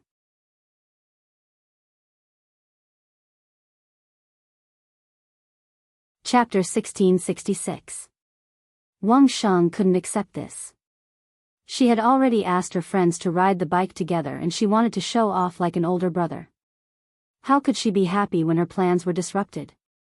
After riding a few laps around the courtyard, Wang Shang felt that she had completely adapted to the bicycle and could ride it with ease. Then, she carefully went to the back door of the manor with her personal maidservant. As the young master, she ordered the servants to open the door and went out into the streets. Wang Shang could finally ride the bike on the streets. She could feel the envious gazes of the passers-by, especially those who looked like scholars. They pointed at her from afar and looked at her with yearning. She immediately felt proud, like a general who had just won a battle. However, the good times didn't last long. A few burly embroidered uniform guards suddenly rushed out from the side of the street and blocked Wang Shang's path. The sudden braking caused Wang Shang to almost fall to the ground. Then, she shouted unhappily, "Good dogs don't block the road." Wang Shang claimed that she was the granddaughter of Minister Wang, so there weren't many things in the world that could scare her. She thought that the embroidered uniform guards would immediately retreat after she shouted her name. She didn't expect that she and her bike would be arrested after she said her name. Only her maidservant was left standing on the ground and crying anxiously. Wang Shang was quickly brought to the embroidered uniform guard's office after she was arrested. Her bike was detained and she was also arranged to a small room so that she could explain her views on Crimson City. Her identity seemed to have worked because the embroidered uniform guards smiled and guided her. "Miss, you've been to Crimson City before, so you must know where it is. I heard that you're quite good at writing. Can you write it down? If you write well, not only can we let you go, we can also give you a bike. How about it? Wang Shang didn't like the embroidered uniform guards because of her grandfather. However, when she heard that she could get a bike if she performed well, she was tempted. She didn't want to borrow a bike from her brother. It would be great if she could have one herself. She immediately asked, "Do you really have a bike?" "Of course. Our Imperial Secret Service is very capable. It's just a bicycle." Luo Zhu, who was wearing a commander's uniform, said with a smile on his face. "All right, bring me a pen and paper." For the sake of a bicycle, Wang Shang was willing to go all out.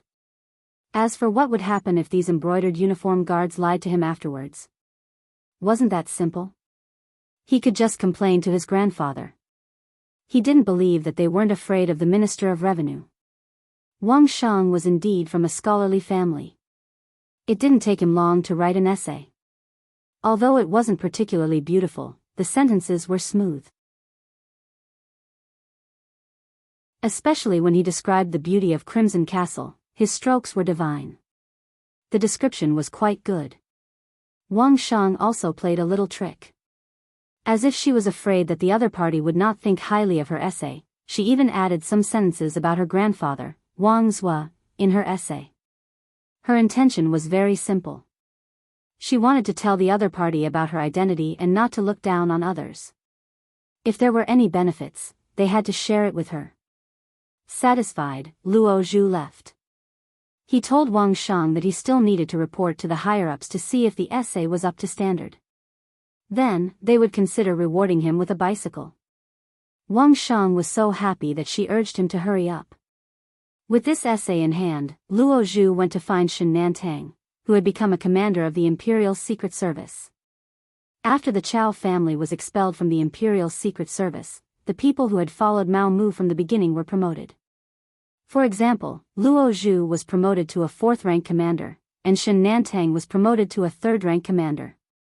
Shen Nantang looked at Wang Shang's essay and couldn't bear to see it. Wang's reputation among the people was quite good. He wasn't greedy and didn't form factions. He was one of the few good officials in the southern Ming dynasty. However, there was no other way. It was eunuch Mao Mu's idea to trap the Wang family. Now, no one in the Imperial Secret Service dared to question eunuch Mao Mu. Mao Mu's status and influence in the Imperial Secret Service was far greater than Chao Jixiang's. This was all because Mao Mu thought about everyone and was willing to spend money.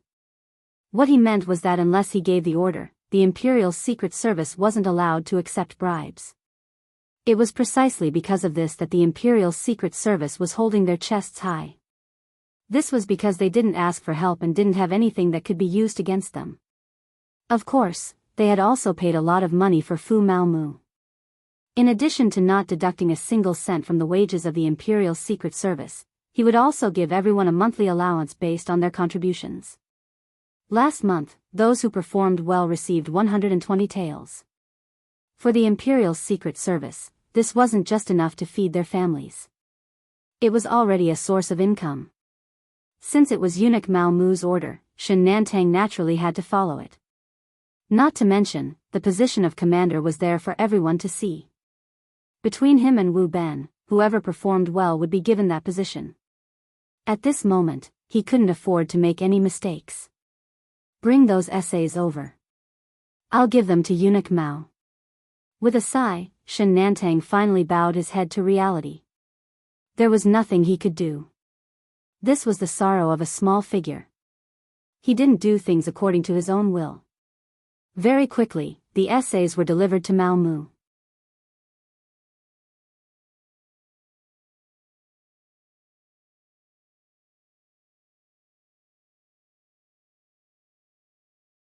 You should know your limits. You're also an old person in the palace. Hee, Mao Mu, you've done well recently. Zhen is very pleased.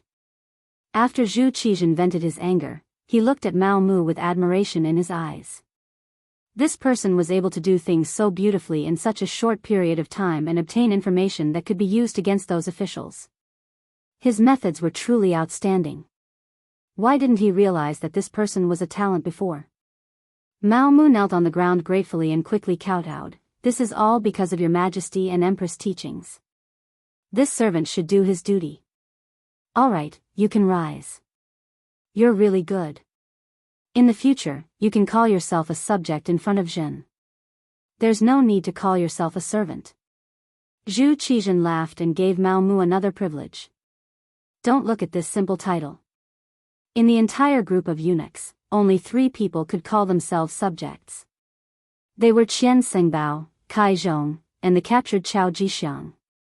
Right now, Mao Mu had replaced Chao Jixiang's previous position. Yes, this subject thanks your Majesty again. Ha ha ha.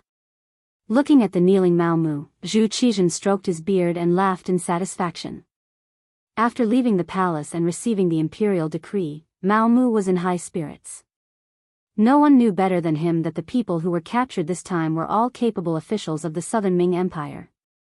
In other words, once these officials were imprisoned, it was equivalent to the Southern Ming Empire's political power collapsing by half. This was greatly beneficial for the Yang Xie's next move against the Southern Ming Empire. At the same time, the official residence of the Ministry of Personnel had already become chaotic. Wang's most beloved granddaughter, Wang Shang, had mischievously walked out of the residence and was caught by the embroidered uniform guards on the streets. When the accompanying servant girl came back to report, bursts of crying rang out in the manor. Wang Shang's mother, Wang Zhangshi, was the one crying the loudest. Her crying made Wang's eldest son, Wang Shang's father, Wang Guang, who was currently serving in the Ministry of Personnel, extremely anxious. Wang's quickly found out about the commotion here. His wife, Wang Songshi, also started crying. She then said that the embroidered uniform guards were all bastards, demons who killed without batting an eyelid. This time, Wang Shang had fallen into their hands. Who knew what would happen?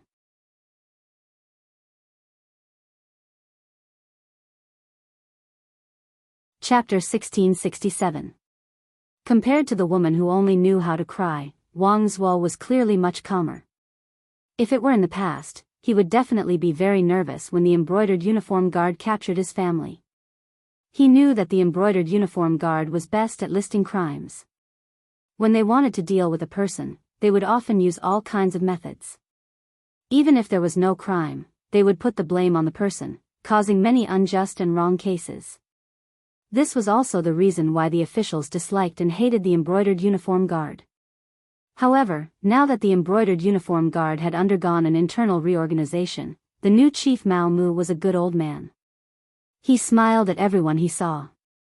Moreover, this kind of smile wasn't superficial. It was a real smile. Because Wang Zhua often went to the palace, he had met him twice. Both times, the other party was very respectful. This was something that Wang Zhua, who boasted that he had seen countless people, could clearly feel. The embroidered uniform guard had changed its leader, so its style should also change. Even so, the outcome of Wang Shang's capture might not be so bad. Wang Zhua comforted himself in his heart. He was still wondering if he should go to the palace or directly ask the embroidered uniform guard for Wang Shang. With his status as a minister, in addition to his influence and seniority in the court, Mao Mu would definitely give him face. However, he was a minister after all and had been a minister for several dynasties. In terms of calmness, he was still good. He still wanted to see the situation before making a decision. He didn't want to give up his old face to beg for help so quickly. He still wanted to, there was no need to think. Before Wang Zhua could make a decision, the embroidered uniform guard had already arrived. First, they surrounded the prince's residence, then a group of people jumped in through the door. The servants watching the house were so frightened that they knelt on the ground, not even having the courage to stop them. Compared to before, the current embroidered uniform guard brothers had undergone a huge change. They didn't do the dirty work of extortion and framing anymore. With money, their abilities could be put to use. The current embroidered uniform guard no longer muddled along and waited for death. Each of them was an expert and very brave. More importantly, Mao Mu no longer deducted everyone's salary. He also did his best to satisfy the embroidered uniform guard brothers in terms of equipment. In the past, because of the lack of money and the greed of the Chow family, the low-level members of the embroidered uniform guard often didn't even have the money to change their clothes. Therefore, sometimes, they would wear tattered flying fish suits to carry out missions to make people feel to look very down and out. Unlike now, the flying fish suits are all over the place. Since they were in a good mood, their complexion was good, and they were all skilled in martial arts. As soon as they appeared, they gave me a feeling of elites and a murderous aura. Frightened by the embroidered uniform guard's imposing manner, no one dared to stop them. When the group of people arrived at the Wang family's courtyard, Shen Nantang shouted, "Is there anyone in charge? Come out and answer me." This time, Shen Nantang came to the prince's mansion to invite Minister Wang. This was enough to prove that the embroidered uniform guard valued this minister. Soon, the sound of footsteps could be heard. The members of the Wang clan's various courtyards, including the servants, and guards, all walked out. Walking at the front was an elderly man, but judging from his calm footsteps, although this person was very old, his aura and spirit were still very strong. Needless to say, only the Minister of Revenue, Wang Zhua, could have such an imposing aura in the prince's residence. Wang Zhua walked straight until he was 5 or 6 steps in front of Shen Nantang and the others. Then, he said in a voice that was neither servile nor overbearing, "This official is the Minister of Revenue, Wang Zhua. May I know your name?" Shen Nantang naturally knew Wang Zhua. The embroidered uniform guard had detailed information about these important ministers. Therefore, when he saw the person in charge, he first cupped his hands and bowed. Then, he put down his hands and put his right hand on the embroidered spring saber at his waist, saying, "Minister Wang, this humble one is the embroidered uniform guard's minister Shen Nantang. This time, I am acting on imperial orders. I hope Minister Wang can cooperate." As he spoke, Shen Nantang took out a secret order and presented it in front of Wang Zhua. Reaching out to take it, his eyes fell on the secret order. Seeing that it was the emperor's decree and was stamped with the imperial seal, he knew that the matter could not be changed. Wang Zhua's brows were tightly knitted together. Then, he sighed and said, "Since you are acting on the emperor's orders, this old man will naturally cooperate and go with you. However, my family is innocent. Please don't make things difficult for them. This is natural. Nowadays, the embroidered uniform guard does things according to the law. As long as Minister Wang cooperates, your family will naturally not have to worry." Shen Nantang immediately guaranteed. Hearing Shen Nantang's words, Wang Zhua nodded and then stretched out his hands, saying, "Then this old man will go with you. Father. Grandfather. Master." For a moment, the shouts came one after another. Then, uncontrollable cries came from the courtyard. Clearly, everyone could see that this time, the embroidered uniform guard had come to capture Wang Zhua. Without this pillar of support, half of the Wang residents would collapse. "What are you crying for?" "This old man is just being asked to assist in the investigation. It's not like I have already been convicted." Wang Zhua was not satisfied with his family's performance. His gaze fell on his eldest son, Wang Guang, and said, "Guang, father is not here. You have to take care of the family. Take care of your mother, brother, and children." "Yes, father, don't worry." Wang Guang also said with tears in his eyes. "Okay, let's go." Wang Zhua knew that at this time, it was meaningless to say anything more. It was better to leave immediately. He said to Shen Nantang, "Shen Tongji, let's do it." Seeing that Wang Zhua was very cooperative, Shen Nantang's eyes showed that he could not bear to see him like this. "There's no need to use tricks. This official believes that Minister Wang will cooperate with us." This meant that he did not need to be shackled. Wang Zhua thought for a moment and threw a grateful look at Shen Nantang. After all, it would be very embarrassing to be shackled in front of his family. This was the last shred of dignity that he had left.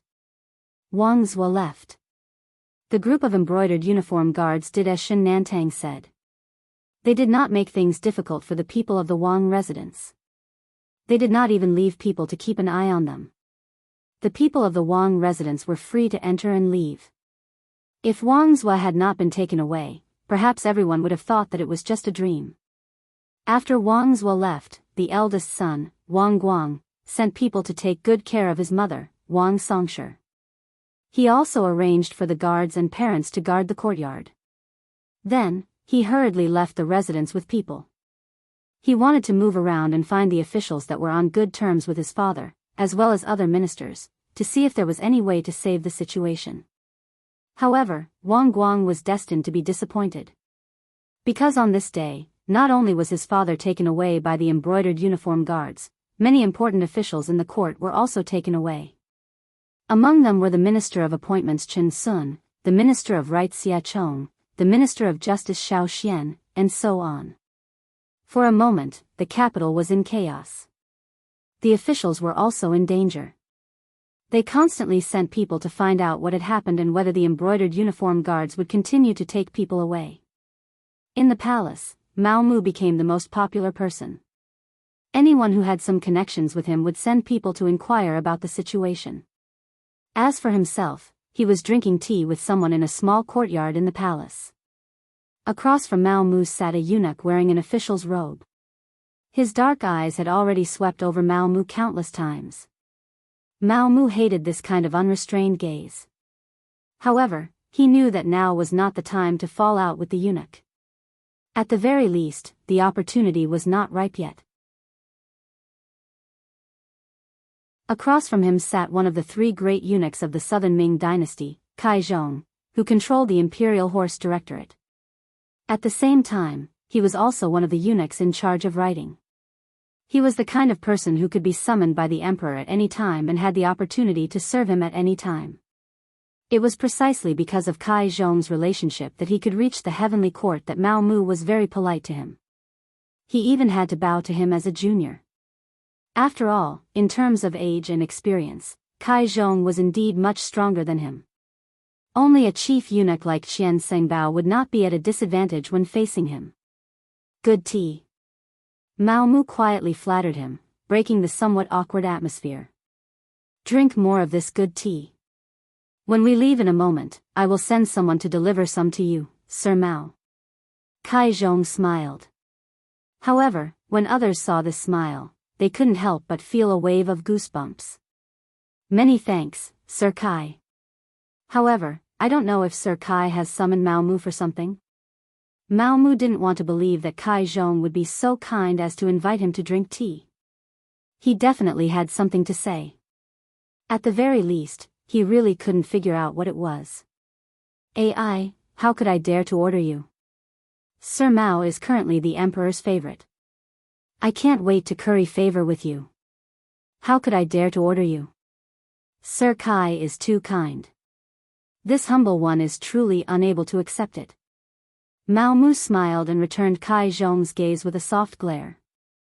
Although in terms of experience, he was indeed inferior to Kai Zhong, if Kai Zhong wanted to step on him, he had the power to resist.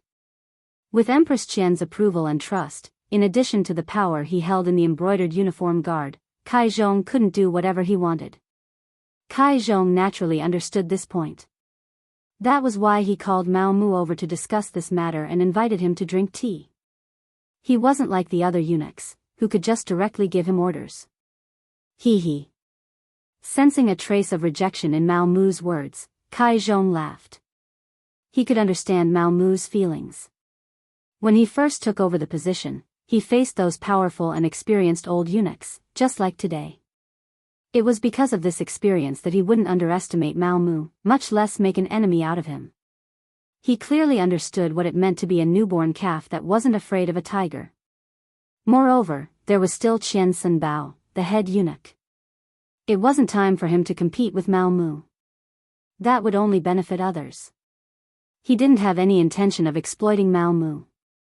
On the contrary, he was here to befriend him. He believed that after today's matter, he would definitely maintain a good relationship with Mao Mu. At least on the surface. Sir Mao, actually, I invited you to drink tea this time because I have a request. AI. Sir Kai is really making things difficult for this humble one. If there's anything you need, just tell me, Mao Mu said politely.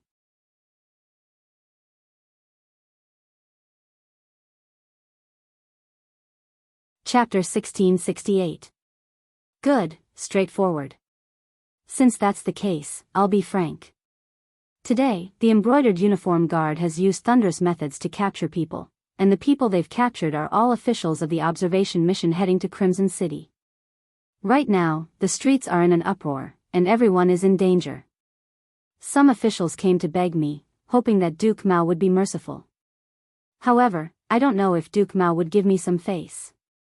Of course, I understand the rules and won't make things difficult for you. The so-called understanding the rules naturally meant giving benefits. Mao Mu was very clear on this point. It was still the same sentence. What was the point of the eunuch turning into this androgynous appearance? Wasn't it just to earn more money? With money in hand, anything was worth it, and there was nothing to fear.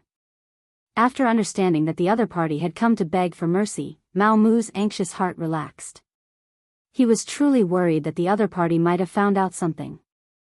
Although the contact group that Yang Chendong had arranged for him was unknown even in the Yangtze, it was still in the capital. But after all, this group lived in the capital.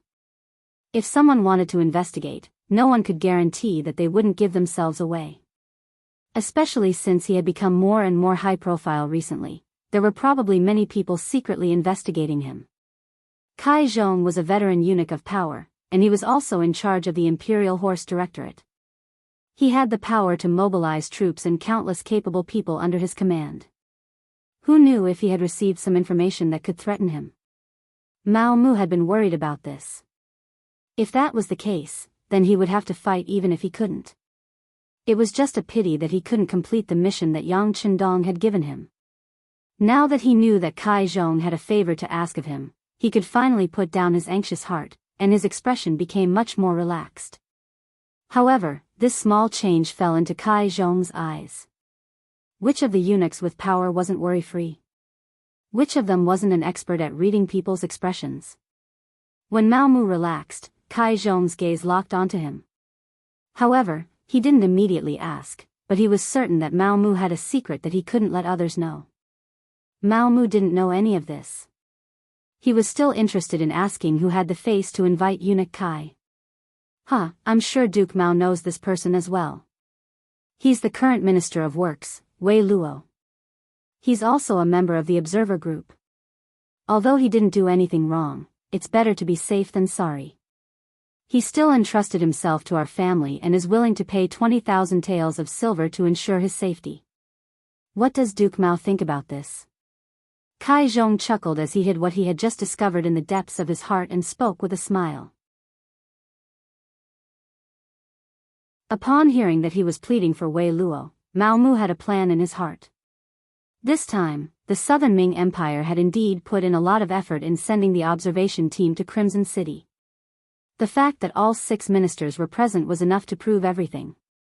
Among them, the Minister of War, Kuang Yi, had been sent back halfway because he had angered Yang Chendong. The other 5 ministers had observed the entire process. Now, 4 of the 5 had already been invited to the embroidered uniform guard, leaving only Verlo, so it was no wonder that he was nervous. However, Mao Mu had no intention of dealing with Verlo. After returning from Crimson City, Verlo had privately said that Crimson City was very powerful, that Yangtze was very powerful, and that the Southern Ming Empire couldn't compare. However, Verlo's abilities were truly limited. Under his leadership, the Ministry of Works hadn't made much progress in the past few years, and the cannons they were building were still solid shells. Verlo's strength lay in flattery, using his high position to seize power and amass wealth. During his time in charge of the Ministry of Works, a few capable officials had been suppressed. How could such people be Mao Mu's target?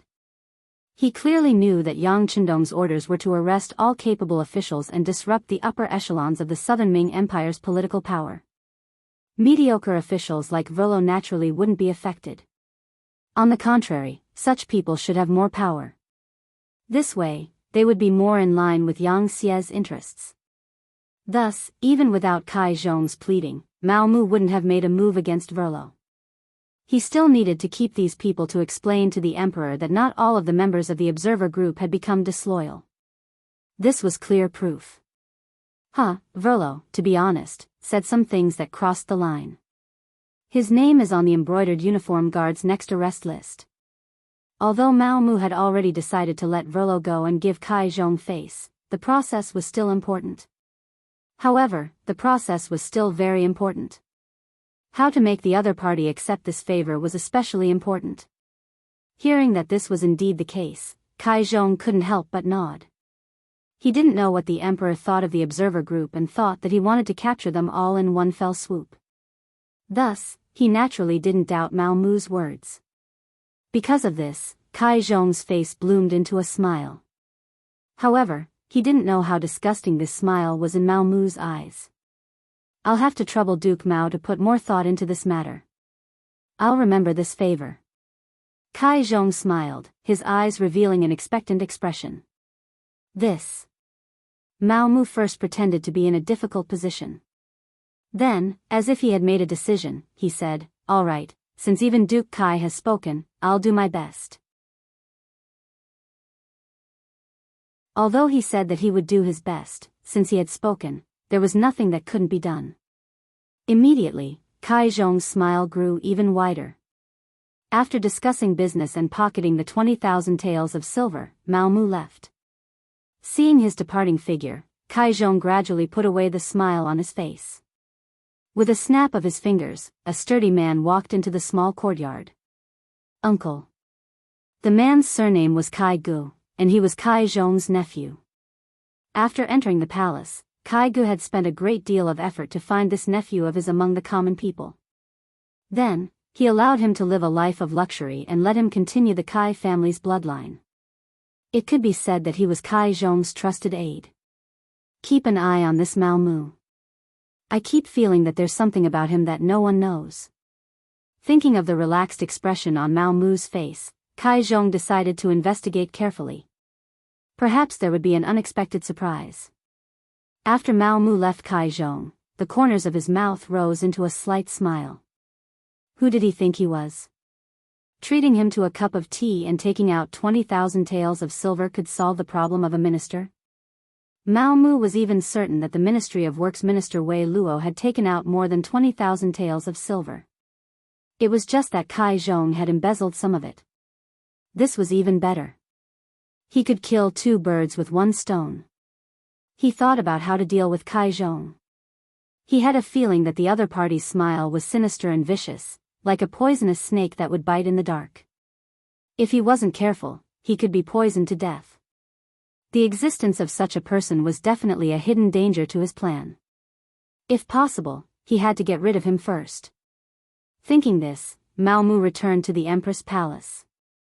When he saw the Emperor's imperial carriage, he knew that the Emperor had come to see Empress Qian. He straightened his body and walked into the palace. As the chief eunuch of Empress Qian's palace, Mao Mu had great prestige here. In addition, he was willing to spend money. The eunuchs here were all very respectful when they saw him, and there was a sense of respect that came from their bones. After all, in a place like the palace where internal strife was fierce and people could die at any time, it was very important to have a good subordinate. It meant that your chances of survival would greatly increase. Duke Mao. Duke Mao is back. There were people constantly greeting him, and Mao Mu also responded with a smile. He walked to the Empress Palace and didn't see Qian Xingbao. He probably wasn't on duty today. Thinking that this was a good thing, he could carry out his plan. Thus, he strode into the palace. In the Empress Palace, Empress Qian was eating with Zhu Qizhen. After seeing Mao Mu walk in, Empress Qian didn't care.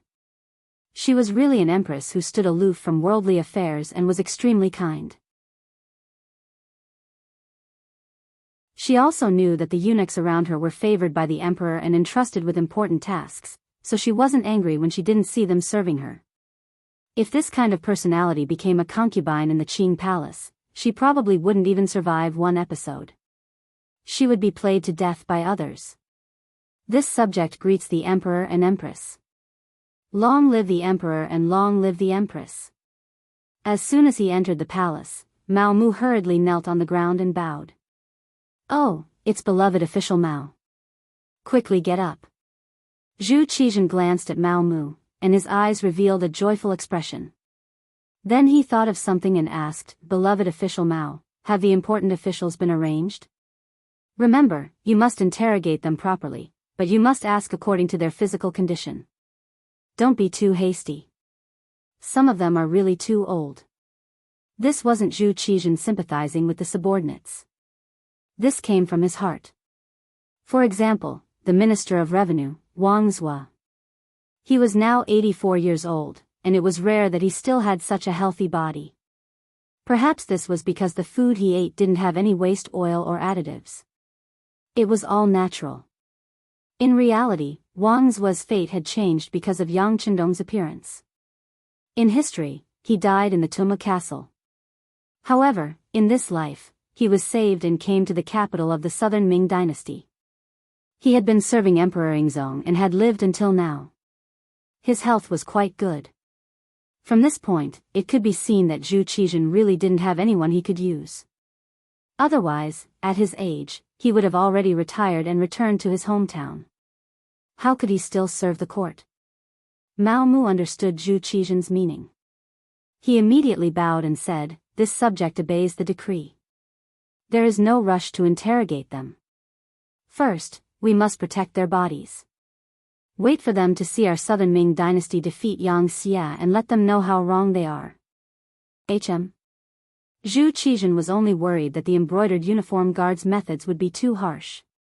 As the emperor, he knew some of the embroidered uniform guards' methods. That was why he reminded them. Because once these officials were beaten to death in prison, the other officials would definitely report to the emperor and impeach him. At that time, he would have a headache.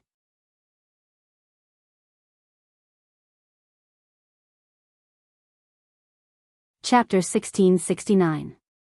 But unexpectedly, Mao Mu's understanding was to only capture these people and slowly torture them until the day the Southern Ming Empire won and let these officials see his style as the emperor. This also reminded Zhu Qizhen. He nodded and said with satisfaction, Yes, that's the reason. Beloved official Mao's words are exactly what we want. Come, reward me. This official doesn't dare to ask for a reward. Everything is what this official should do. Right now, the imperial court is going to exterminate the Yang bandits and it's time to use money. This official wishes to wear armor and go to the battlefield to kill the enemy. How can this official still want the emperor's money to satisfy my own selfish desires? Mao Mu said righteously, and the more he spoke, the straighter his body became. Zhu Qizhen was very moved. Good, you have ambition. It's just that we don't agree to let you go to the battlefield to kill the enemy. You are a capable person and should be by our side to share our burdens. Empress, you've really trained a talent. When he was happy, Zhu Qizhen even praised Empress Qian. Seeing Zhu Qizhen smile, Empress Qian was also very happy. She said, All of this is the emperor's good fortune. The heavens bless the imperial family and the emperor has a good eye for people. It has nothing to do with this concubine. After being flattered by the empress, Zhu Qizhen's mood became even better. He was happy to have such a confidant and a capable subject. However, what made Zhu Qizhen even happier was that Mao Mu once again knelt on the ground and bowed. Reporting to the emperor, this official made a small mistake just now. Just now, eunuch Kai Zhong found this official. Next, Mao Mu recounted what had happened just now from the beginning to the end. Finally, he took out the 20,000 taels of silver and presented it in his hand. This official doesn't know if what I did was right because Minister Wei is indeed innocent. However, when I thought that if I refused to accept this money, the other party would inevitably think too much and I would not be able to work for the emperor with peace of mind. In order to calm the people, I accepted it. Now, I am willing to hand over all of the money. This way, there will be more brave warriors on the front lines. Good. This time, Zhu Qizhen was so happy that he said good twice. The way Mao Mu handled matters was indeed to his liking. Not only would he be able to appease the fear in the officials' hearts, but he would also be able to collect the silver to fill the treasury. Wasn't this the best of both worlds? Most importantly, this matter didn't need to be reported. Neither Kai Zhong, who was the middleman, nor Wei Luo, who carefully handed over the silver, would tell anyone about it. However, Mao Mu still reported the matter to him. Wasn't this a sign of loyalty? Mao Mu's indifference towards 20,000 taels of silver proved that he was not greedy. Handing over the money in full proved that the other party was worried about national affairs. Wasn't this kind of loyal and capable eunuch exactly what he needed the most? Speaking of which, Zhu Qizhen's personality was somewhat of a perfectionist. He always wished that the people around him were made of stone, that they could not eat or drink, but they could fight on horseback and rule the country as soon as they dismounted. But where in the world could such a perfect person be found? He used to think that Wang Jin was such a person, but reality proved that he was wrong. Later on, he believed that Qian Sengbao, Chao Jixiang, and Kai Zhong were such people. However, after some observation, they all had their own shortcomings. Now that Mao Mu had jumped out, he realized that he had found the ideal candidate. Now, he only hated that he hadn't discovered this kind of talent earlier. He had been forced to waste more than 10 years in the palace. Satisfied, he looked at Mao Mu with even more joy. Zhu Qizhen didn't know that Mao Mu was now even more important than Qian Sengbao, who had followed him for more than 10 years. Seeing that Zhu Qizhen was happy, Mao Mu also raised his head with a happy expression. He displayed the joy of a ruler perfectly. Beloved subject, we have seen everything you have done. Do well, and in the future, you might be able to become a figure like Sheng He. Zhu Qizhen was truly happy and compared Mao Mu to the three treasures eunuchs. Mao Mu naturally knelt down in gratitude and called out, "Long live the emperor." Afterwards, he took advantage of Zhu Qizhen's happiness to mention that there were still a few officials who hadn't been arrested because their ranks were low. He also said that today's matter shouldn't be spread. Otherwise, if eunuch Kai Zhong found out, he would lose face and appear out of place.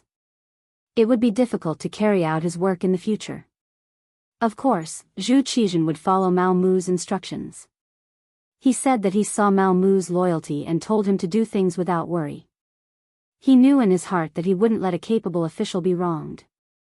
He also said that the war was imminent. Anyone who had problems must be arrested, even those who suspected problems must be arrested. According to the previous method, they didn't need to be severely punished. He told them to wait and see how he defeated Bugnam of Gojoseon and Yang Chendong. Also, if there were still people who interceded and gave money, he should accept it. The money in the national treasury was getting less and less, and he was eager to replenish it. Zhu Qizhen finally left happily. After Mao Mu helped Empress Qian rest, he left the palace. The palace was forbidden, and it was very difficult for ordinary people to enter and leave the palace. However, with Mao Mu's current status, unless the emperor specifically ordered that no one was allowed to move, it was very easy to leave the palace. After leaving the palace, Mao Mu first brought a few of his eunuchs to the embroidered uniform guard. Coincidentally, Shen Nantang, Wu Ben, Luo Zhu, and the others were all there. He told them about the emperor's decree, which was to take care of the old officials and not let anything happen to them in prison. They could consider giving each of them a single room so that they could come out every day and eat and drink as much as possible. If they didn't have enough money, they could inform their family to send it. Also, from tomorrow onwards, they would continue to arrest people according to the list.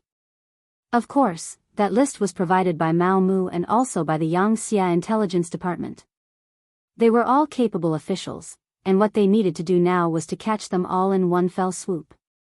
In short, it was a sentence that would paralyze the Southern Ming dynasty, break the tacit cooperation between the various departments, and thus reduce the Southern Ming dynasty's fighting strength. Mao Mu's words fell into the ears of the embroidered uniform guard, which was equivalent to an imperial edict. Immediately, everyone bowed their heads and cupped their fists in agreement. After seeing that there was nothing else to do in the embroidered uniform guard, Mao Mu left. Then, seemingly unintentionally, he went to the silk shop that he often went to. Mao Mu didn't know that behind him, Kai Gu was quietly following him with a few trusted subordinates. When he saw him enter the embroidered uniform guard, he had been waiting outside. When he saw him come out and didn't immediately return to the palace, he followed him. Mao Mu was still a little inexperienced, and the results he obtained during the day made him a little arrogant. Right now, he was anxious to report all of this to Bugnam of Gojoseon and receive praise and recognition. The few eunuchs around him had received a lot of benefits from Mao Mu. Now that Mao Mu's status had skyrocketed, not only the empress, but even the emperor relied heavily on him. Naturally, they would follow Mao Mu wherever he went. Although the sky was already dark, it wasn't yet time for curfew on the streets. The silk shop's door was still open, and Mao Mu led a few eunuchs inside. Take a good look and see if there are any good satin brocades. Pick out some and send them to the Empress Palace. After some casual instructions, Mao Mu, as usual, was warmly invited by the shopkeeper into the inner room to drink tea. Outside the silk shop, Kai Gu and his people couldn't see what was going on. After all, they knew that the Empress liked satin brocades, and would sometimes make them into finished products for money to support the palace's expenses. Unable to see what was going on or where the problem was, Kai Gu decided to sneak into the silk shop and see what Mao Mu was doing. This was his uncle's intention, and he had to obey. As to whether or not it would be dangerous, what a joke. He had learned martial arts from an expert since he was a child. The so-called "the skilled are bold" was used to describe people like him. The people surrounded the silk shop from different directions, and then used what they had learned. They either climbed over the wall or jumped onto the roof to find what Mao Mu was doing at this moment. At this time, Mao Mu was completely unaware of what was happening outside. He was talking to the shopkeeper of the silk shop, who was also the leader of the contact group, about what had happened today. He was going to report it to Yang Chendong in the form of a telegram. Kai Ge's skills were indeed not bad. Although he was tall and sturdy, his body was actually very agile. After a few jumps, he reached the top of the silk shop. Then, he lifted the roof tiles one by one, trying to find where Mao Mu was. Finally, after flipping over a few tiles, they saw Mao Mu with his hands behind his back under the light of the coal lamp. He was saying something, and there was someone sitting in front of him. There was something in front of him that they didn't know what it was called, and it was beeping and fiddling with it. Because of his lack of knowledge, Kai Gu didn't know what a telegram was, so he wanted to take a closer look. He lowered his head and wanted to take a closer look, but then he felt a pain in his neck, followed by a wave of dizziness, and he fainted. Cold water splashed on Kai Ge's face, and he slowly woke up. He saw Mao Mu sitting in front of him. There were a few big men standing next to him. One of them was like an iron tower, and the muscles all over his body seemed to be about to burst out of his clothes. Based on his intuition, he knew that these people were not to be trifled with. When he thought about how he was knocked unconscious without even feeling it, he was even more certain of the other party's strength. At this moment, he had to be scared. He could only show a trace of a fawning expression and said, "Mr. Mao, all of this is a misunderstanding." A misunderstanding. Mao Mu suddenly stood up, very angry. How dangerous tonight was. If it wasn't for his heavy work, and if it wasn't for the fact that Bugnam of Gojoseon and Yang Chendong had considered this and sent the Wolf Fang special forces to assist him early, he would have suffered a great loss. Not only would his identity be exposed, but the task would also not be completed. In that case, more than 10 years of hiding would be ruined. Although Yang Chendong might not blame him afterwards, he would definitely blame himself.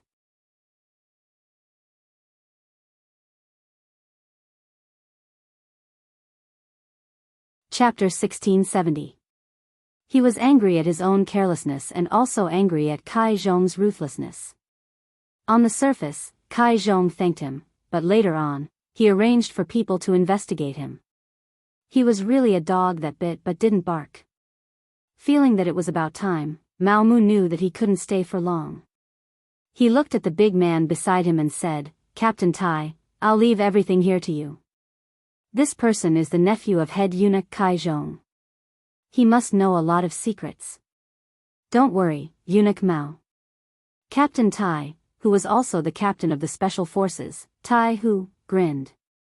For such an interrogation, their special forces had their own means. Some were taught by Yang Chendong, and some were figured out by themselves. But no matter what, no one who was questioned by them could withstand it. Seeing that Mao Mu was about to leave, Kai Ge panicked. He knew that if he really left and handed himself over to the big man, he wouldn't be able to die a good death. So he shouted loudly, "Eunuch Mao, you can't do this to me. I didn't come alone this time. I brought a few subordinates with me. They are all good at martial arts. If I don't go back, they will definitely report to my uncle. Then, you will be in trouble." "Oh. Are you talking about the 5 people who came with you? That's called good at martial arts.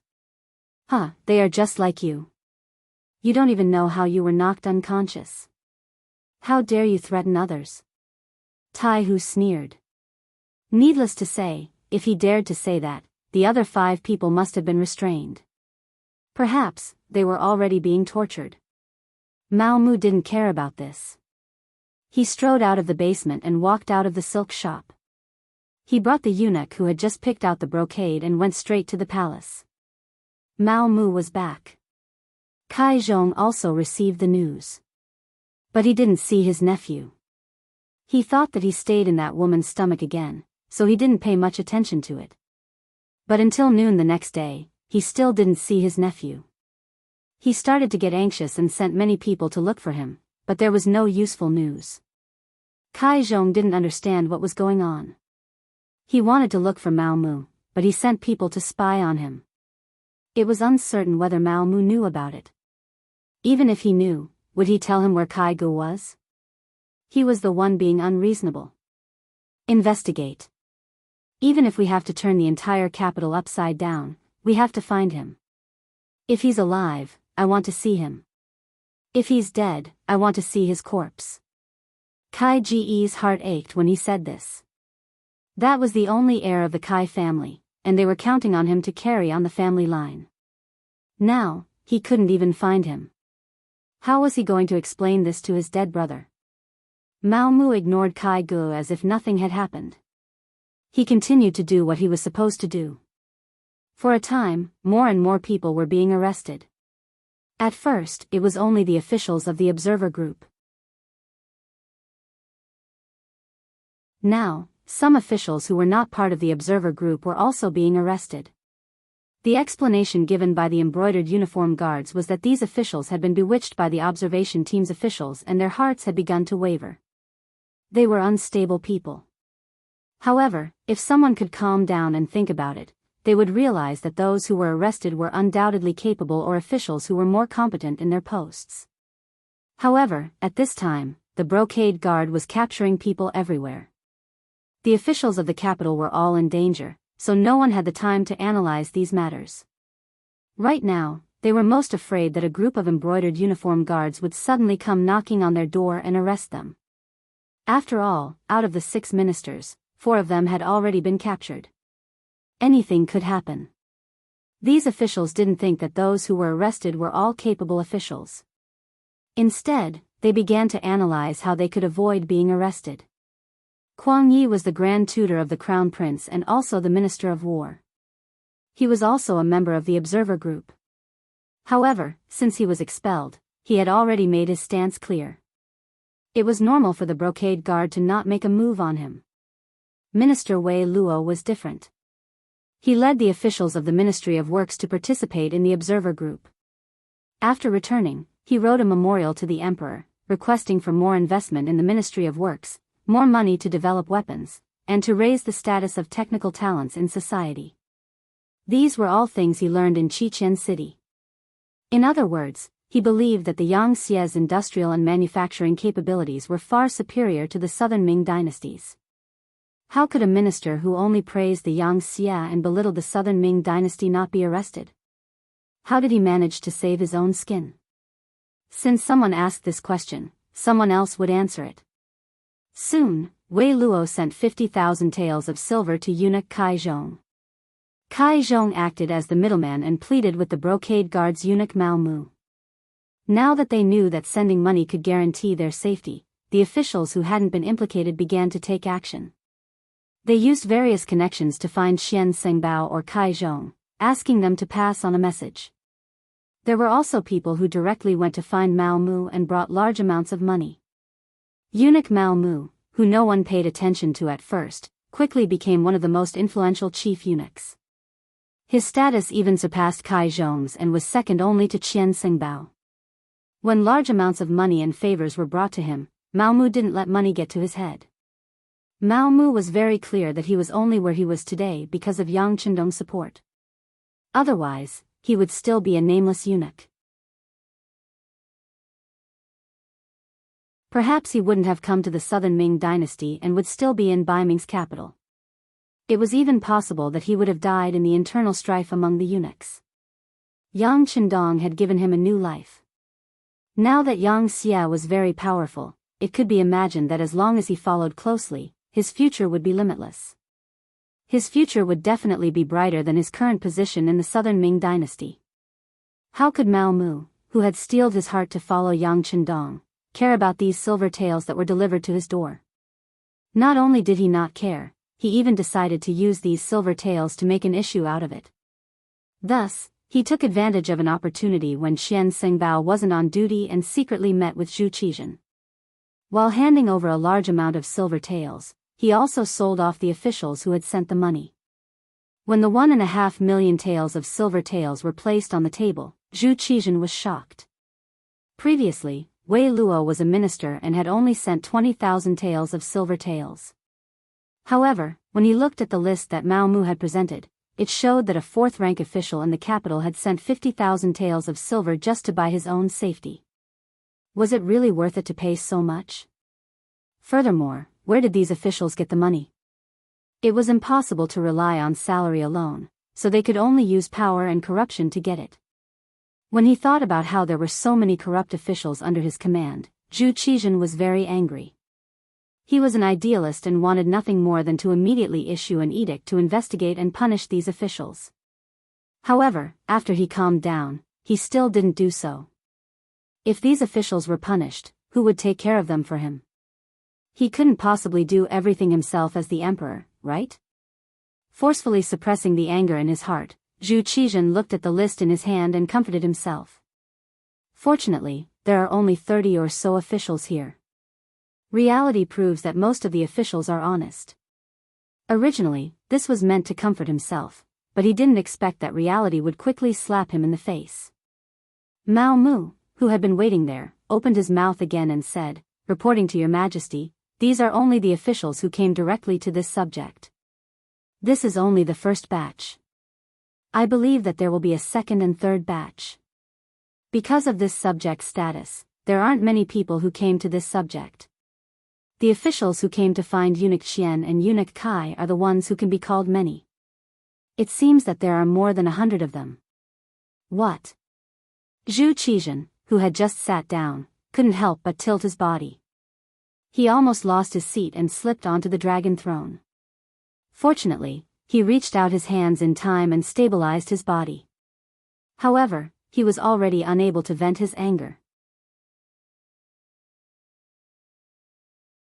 Could it be that my officials already don't know what it means to be clean and honest? Your Majesty, please quell your anger. Seeing Zhu Qizhen's angry dragon face, Mao Mu knew that he had to pour some water on him to calm his anger. Even if it wasn't for others, even if it was for Yang Chendong's grand plan, he had to do this. He couldn't really have Zhu Qizhen kill all of these officials who had sent gifts, right? If that really happened, not only would Zhu Qizhen not kill them, he would also have to reflect on whether it was right to have the embroidered uniform guards arrest them. If that really happened, the grand plan to weaken the southern Ming Empire before the war would be interrupted. This was something that Mao Mu definitely didn't want to see. After mulling over what to say, Mao Mu opened his mouth and said, "Your Majesty, in reality, this is just everyone feeling insecure. According to this subject's knowledge, some officials, in order to save their lives and gather money, even sold their ancestral property just to gather enough money to save their lives. This is enough to show that there are still quite a few honest officials who are serving the country. It's just the general trend. This subject thinks that we might have pushed them too far. Therefore, this subject believes that we should arrest those who have problems and just take the money from those who don't have problems and add it to the country's treasury. This way, those officials who have no money and have nothing to do will definitely do their best to be loyal to your majesty. They already have no capital and have no other choice but to wholeheartedly serve the country. Your majesty. When Zhu Qizhen heard this, the anger on his face faded a lot. That's right. Beloved official Mao's words are reasonable. Since that's the case, we will allow it. They could continue to find problematic officials and stabilize the court so that they wouldn't be frightened by Yang Xie before the war. They could also collect a large sum of money for the court's use. It would be strange if Zhu Qizhen didn't agree to such a result. Seeing that Zhu Qizhen had agreed, Mao Mu immediately praised the emperor for his wisdom. He then said, Your Majesty, it's true that this subject's method is good, but this subject will inevitably offend Eunuch Qian and Eunuch Kai. If they complain to your majesty, I'm afraid this subject's shoulders aren't wide enough and hard enough. It's fine. Beloved official, you do things wholeheartedly for the country. We know this. Just do it boldly. On the other hand, they dared to keep a portion of the money in their hands even though it was clearly given by the officials. We are already benevolent for not finding fault with them. Zhu Qizhen waved his hand magnanimously. He increasingly found that Mao Mu was a subject who wholeheartedly served the country and was wholeheartedly loyal to him. He wasn't greedy and didn't take the money. He handed over as much money as the officials gave him. Just this point alone made him much better than the others.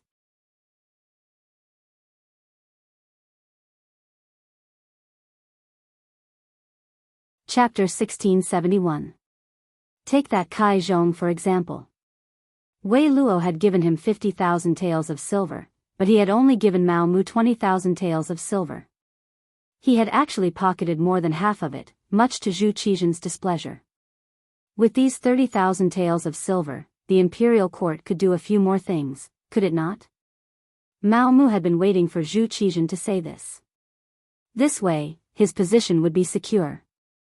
He immediately kowtowed again, praising the emperor's wisdom. Crimson City. Yang Chendong had already returned. He had spent 3 days on the sea and learned that Yang Xie was very stable. Even though he had not appeared and his safety was unknown, under the leadership of the Crown Prince Yang Bo, everyone was carrying out their duties. The only difference was that there were many more ships on the sea. They were the search party, used to search for Yang Chendong. Yang Xie's situation was stable, and Yang Chendong was very satisfied with this result. He decided to return to Crimson City. Since his son had passed the test, and the officials of Yang Xie had also passed the test, there was no need for him to hide. After all, there were still many important things to do. Yang Chendong's reappearance on the docks of Crimson City naturally drew cheers from the officials of Yang Xie. Yang Xie had been created by Yang Chendong, and he was the backbone of everyone. In this aspect, Yang Bo could not compare. But after this incident, Yang Chendong could see that Yang Bo was a promising talent. He had decided to slowly hand over his authority so that he could train Yang Bo. Not only him, his descendants would have to do the same, and that was to hand over power while they were still alive. Speaking of which, in history, the change of dynasties was the easiest time to cause problems. When an old emperor passed away and a new emperor ascended the throne, a single mistake would result in a rain of blood and a sea of heads falling to the ground. When one's strength was severely damaged, it would often take a long time for one to recover. And at this time, the new emperor was old, and it wouldn't be long before the old and the new were replaced, causing more heads to fall to the ground. How could one prevent this from happening? Yang Chendong's idea was to transfer his power to the old emperor while he was still alive, becoming the retired emperor. Of course, there were drawbacks to doing this. For example, how could 2 tigers live on the same mountain? If the 2 emperors didn't like each other, wouldn't there be internal strife? For this reason, Yang Chendong had thought of a solution. For example, before the old emperor passed away, he could retain a portion of his military power. If there was a major incident, he could skip the command of the new emperor and so on. This should be enough to protect himself. Of course, this was still an immature idea. More importantly, Yang Chendong believed that by doing this, they could avoid the problems that would arise when the two emperors were replaced. Otherwise, it would be like Kangshi's edict of succession in history.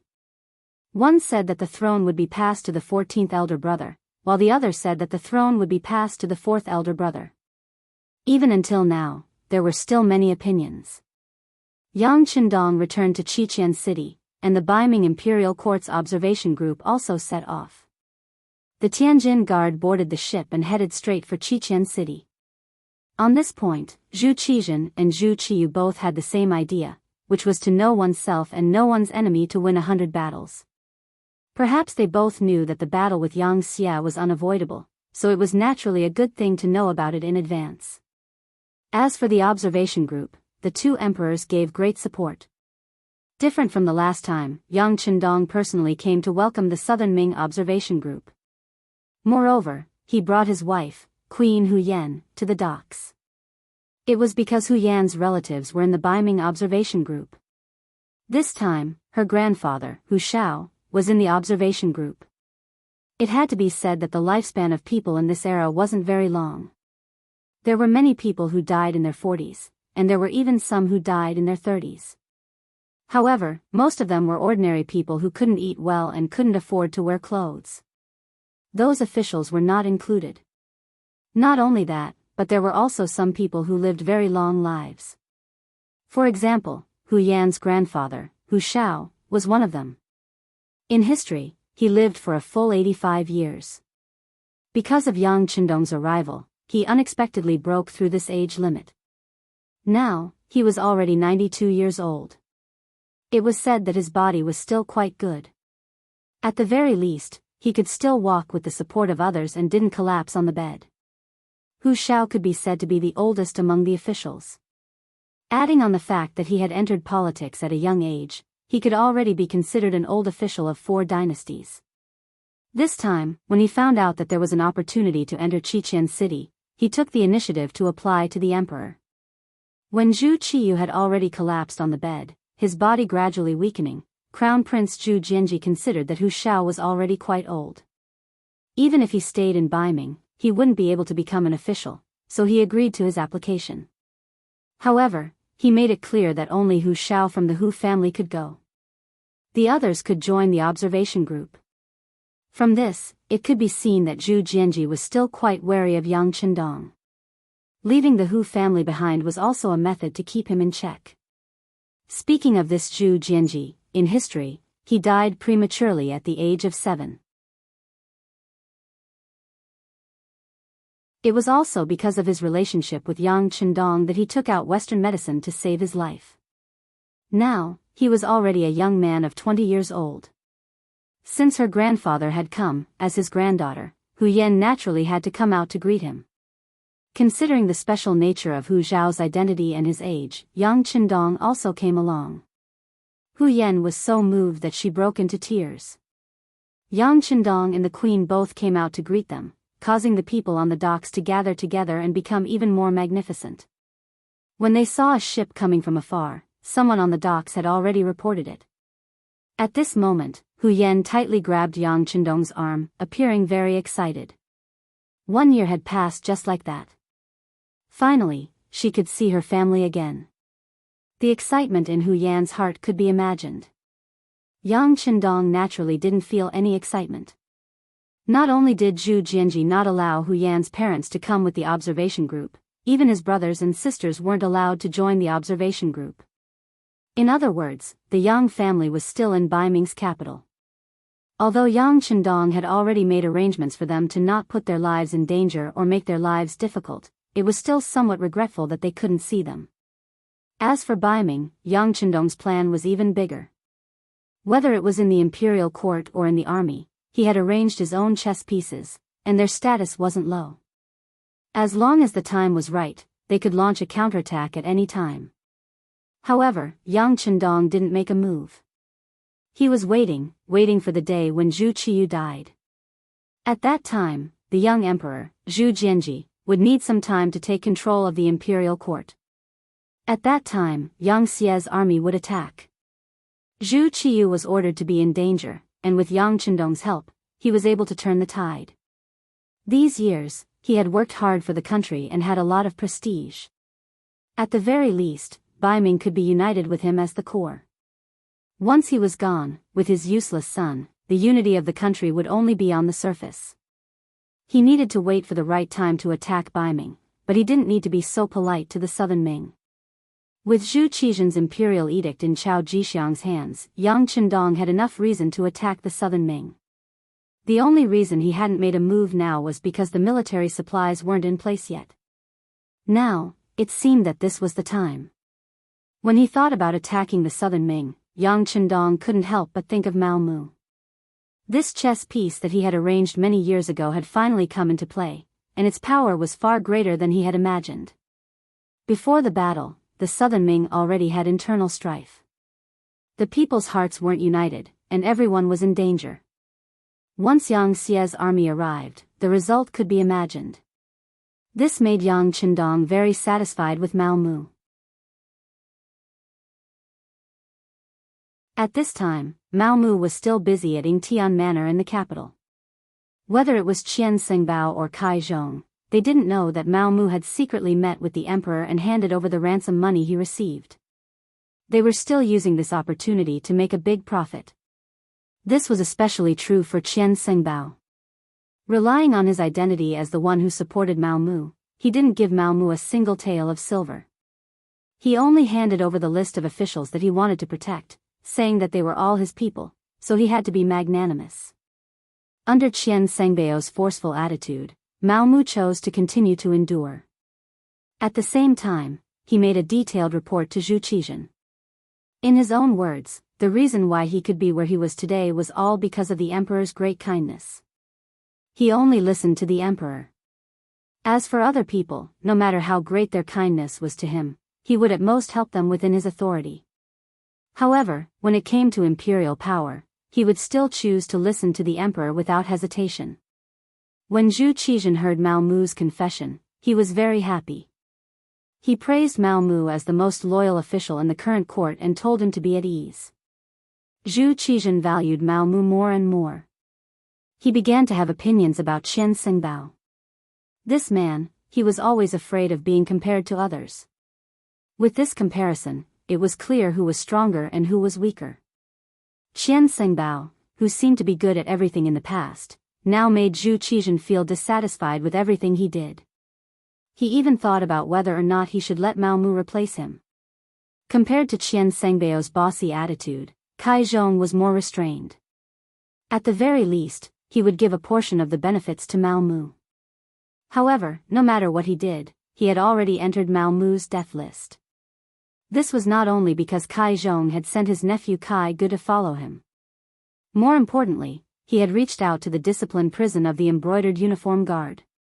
He had bribed the Embroidered Uniform Guard's jailers to meet Chao Jixiang's nephew, Chao Xian, who was the son of the former Embroidered Uniform Guard commander Chao Zheng. He wanted to use him for his own purposes. In the Chao family, other than Chao Jixiang, there was also Chao Xian. It was Chao Xian who had led people to ambush Yang Chendong in Baiming. It was just that they had not succeeded. Kai Zhong had found this person as a helper. It was clear that he had good taste. However, he had angered Mao Mu. Not to mention that the Chao family was now Mao Mu's mortal enemy. Once he ransomed Chao Xian, it would directly threaten his own safety. Just the fact that Chao Xian had once ambushed Yang Chendong made it impossible to let him live.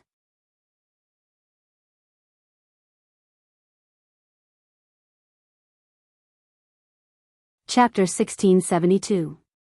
The reason why Chao Xian was still alive in the discipline commission of the Embroidered Uniform Guard was because Mao Mu wanted to personally hand him over to Yang Chendong. But since Kai Zhong wanted to do this, he had to make a move in advance. First, he sent a telegram to Yang Chendong to ask if he could kill Chao Xian now. Then, he found eunuch Qian Sengbao and explained what Kai Zhong would do next. Once Chao Xian was released, he would be the first to come after him. Next, he would not let Qian Sengbao go. Qian Sengbao was not an ordinary eunuch. Although he was not a man, he still had a residence outside the palace for his face. Not only that, but he also kept a few beauties in his residence. Although he could not do anything, he could still let them pour him tea and massage his legs during his break. That was also a kind of enjoyment. Once Chao Xian was released, who knew whether or not he would ambush him outside the residence for revenge? This was someone who even dared to ambush Bugnam of Gojoseon.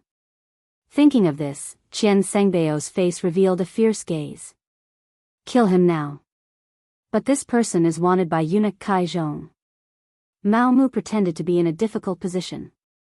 No matter, I will talk to him. In short, we have to nip any danger in the bud. Qian Sengbao's voice carried a sinister intent. Now, he had borrowed Mao Mu's name to get a lot of money. He wanted to enjoy his life and did not want anyone to threaten his safety. Understood. Mao Mu nodded and agreed. What happened next was simple. After dinner, Chao Xian died in the discipline prison. When the news reached Kai Zhong's ears, he was naturally furious. Even if he closed his eyes and used his toes to think, he knew that this was Mao Mu's doing. Do you really think your wings are strong? Gritting his teeth, the angry Kai Zhong decided to unite more eunuchs to deal with Mao Mu. There were 24 eunuchs in the entire group of eunuchs. Each eunuch had a chief eunuch and 1/3 of them listened to him. Once they joined forces, Mao Mu would have a hard time in the palace. Scheming against scheming, there would always be countless sinister methods. Most of the time, such methods could even take a person's life. For example, if the eunuch in charge of the food shop wanted to make things difficult for Mao Mu, then in the entire empress palace, other than the master, the food that the other eunuchs and palace maids ate was either too salty to swallow or too bitter to curse. In addition, there would be various problems with the use of the eunuchs and palace maids. In this way, it wouldn't be long before all the eunuchs and palace maids in the empress palace hated Mao Mu. If that was the case, who would listen to him? When the problem affected the master, Mao Mu would fall out of favor and even be replaced. After all, Kai Zhong had been in business for so many years. He had many loyal followers in the 24 prisons. Once he made up his mind to deal with someone, the consequences would be very serious. At this time, Kai Zhong had already begun to imagine Mao Mu begging him. At that time, he would use his actions to tell the other party that he was not someone to be trifled with. Unfortunately, just as Kai Zhong gathered the eunuchs who listened to his orders, Qian Sengbao sent someone to deliver a message. The general idea was that Mao Mu was now a favorite of the emperor and was doing something important. If anyone wanted to find trouble with him, they would be going against the emperor. As the chief eunuch, he would have to punish those who didn't open their eyes according to the family rules. Qian Sengbao gave a very good reason, so everyone knew that Mao Mu was now the director of the embroidered uniform guard and was arresting people every day. From time to time, the emperor would call him for questioning. With such an excuse, it made things difficult for the other eunuchs. In addition, Mao Mu wasn't idle during this period of time. He used money to open a path and really roped in 3 chief eunuchs. When he and Qian Sengbao combined their power, they suppressed Kai Zhong. Just like that, a plot against them in the dark ended before it could even begin to take action. Kai Zhong, who was covered in dirt, lost his prestige in the entire group of eunuchs because of this. Many people had already begun to wonder if they should change their allegiance. In ancient times, people paid attention to heaven, earth, ruler, family, and teacher. Often, they wouldn't change their allegiance for the rest of their lives. Many people's orders would even change according to the fate of their teacher. But to the eunuchs, this was bullshit. They were a group of people who changed their helm according to the wind. When you were in power, they couldn't wait to become lapdogs to flatter you. On the other hand, when you were in power, people who didn't know you would step on you in order to vent their resentment of a man who was no longer a normal man. Feeling the change in the other chief eunuchs, Kai Zhong became anxious. He knew that if he didn't do anything, what awaited him would be the eunuchs being disloyal to him. In the end, he was afraid that he would be abandoned by everyone and wouldn't be able to die a good death even if he wanted to. In for a penny, in for a pound. Since these chief eunuchs were unreliable, Kai Zhong used his authority to mobilize soldiers and horses to begin to obstruct the embroidered uniform guard from handling the case. The imperial horse supervisor was in charge of the imperial stable and the commander's seal, so he had his own private army. It was just that the number of people was small. Under normal circumstances, without a decree, they didn't dare to mobilize privately. But this time, in order to stifle Mao Mu's development and show his strength, Kai Zhong couldn't care less. Mao Mu didn't think that Kai Zhong would be so daring as to mobilize the imperial horse supervisor's men without a decree. For a while, many of the embroidered uniform guard who had been sent out to capture people came back saying that they had encountered difficulties. The people they wanted to capture were protected and they couldn't act without orders. Mao Mu was worried that he wouldn't have any evidence to use against him. After hearing the reports from his subordinates, he went straight to the Qingjing Hall where the emperor worked. Today, Qian Sanbao was on duty. He was standing beside Zhu Qizhen, waiting on the emperor to read memorials. A young eunuch came to report that eunuch Mao had come. "Let him in," Zhu Qizhen said without raising his head. But he quickly stopped writing. He wondered if Mao Mu had come to give him money. Did he need to send Qian Sanbao away? After all, this great companion wasn't bad. The only thing was that he was a bit greedy. He had always wanted the other party to take the initiative to hand over the money he had embezzled. Unfortunately, he hadn't seen any movement. If Mao Mu really came to give him money and he saw it, what would he do? Even if he handed over the money at that time, it would be equivalent to being forced. It wouldn't be considered taking the initiative to admit his mistake. While Zhu Qizhen was still thinking about these things, Mao Mu had already walked into the main hall. Then, with a plop, he knelt on the ground and said with an aggrieved expression, "Long live the emperor. Beloved official, why do you have to be so courteous? Is something the matter?" Zhu Qizhen's face carried a trace of surprise. Although the great Ming dynasty had a ceremony of kneeling, it wasn't done every time they saw the emperor. It was only done when they were particularly excited or angry. Zhu Qizhen felt that something was wrong, so he asked this question. Using this question, Mao Mu raised his head and said, "Emperor, the embroidered uniform guard received orders to arrest people. Although there have been more arrests recently, they are all suspicious. There are also some people who have solid evidence and can be punished at any time. But I don't know why the emperor suddenly stopped arresting people and didn't give this official a decree. Right now, this official really doesn't know what to do." Huh?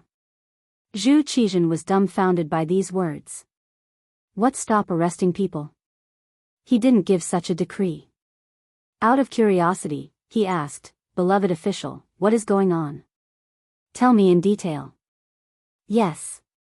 Looking at Zhu Qizhen's confused expression, Mao Mu knew that this was done by Kai Zhong on his own. Since this was the case, this matter was easy to handle. This time, the other party definitely wouldn't be able to bear the consequences. Although he couldn't rely on this matter to defeat the other party, he could at least suppress the other party's momentum and let more eunuchs see who was the sturdier one. Don't underestimate this influence. When it came to the ability to take advantage of the situation, if eunuchs said they were second, no one would dare to say they were first. Mao Mu immediately told him about the problems the embroidered uniform guards encountered when they went out to investigate and arrest people. According to the soldiers who obstructed them, it was an order from the imperial horse supervisor.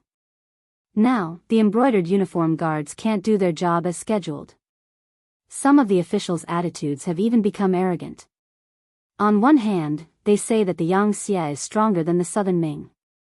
On the other hand, they also say that the Southern Ming court is wrong and the embroidered uniform guards are incompetent. They say that they can't even unify the government. How can such a country talk about winning wars? Enough. Zhu Qizhen, who was sitting on the dragon throne, was angry. Of course, this anger wasn't directed at Mao Mu. He hated Kai Zhong for not being able to accomplish anything, but more than enough to spoil things.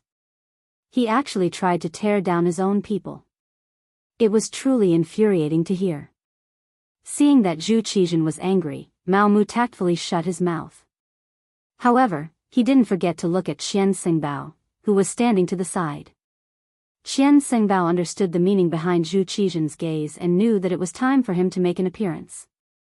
He nodded lightly and said, "Your Majesty, it must be said that eunuch Kai has been a little arrogant recently. He relied on the little bit of merit he made in the past and didn't put anyone in his eyes. Especially recently, I heard that many officials have already sought him out. There are even quite a few who want to acknowledge him as their godfather. Hee, how laughable is it when you think about it? A scholar actually wants to acknowledge Kai Zhong, who is illiterate, as his godfather. If this trend isn't properly suppressed, I'm afraid that there will be trouble in the end. It might even lead to a conflict between factions. This subject is thinking that there won't be a day when these officials won't even look at imperial edicts. They won't know who your Majesty is and will have to act according to his wishes." Qian Sengbao's words weren't just sprinkling salt on the wound. He was clearly stabbing it with a knife. Moreover, he was stabbing it again and again, as if he wanted to chop the flesh into pieces. What Zhu Qizhen disliked the most and was most apprehensive about was fighting between factions. It wasn't just him. Any emperor would be displeased.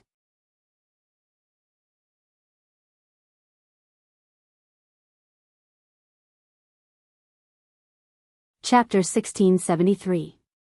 Once there was a factional conflict, not only would it cause chaos in the court, it would also create an awkward situation where the emperor could not leave the palace.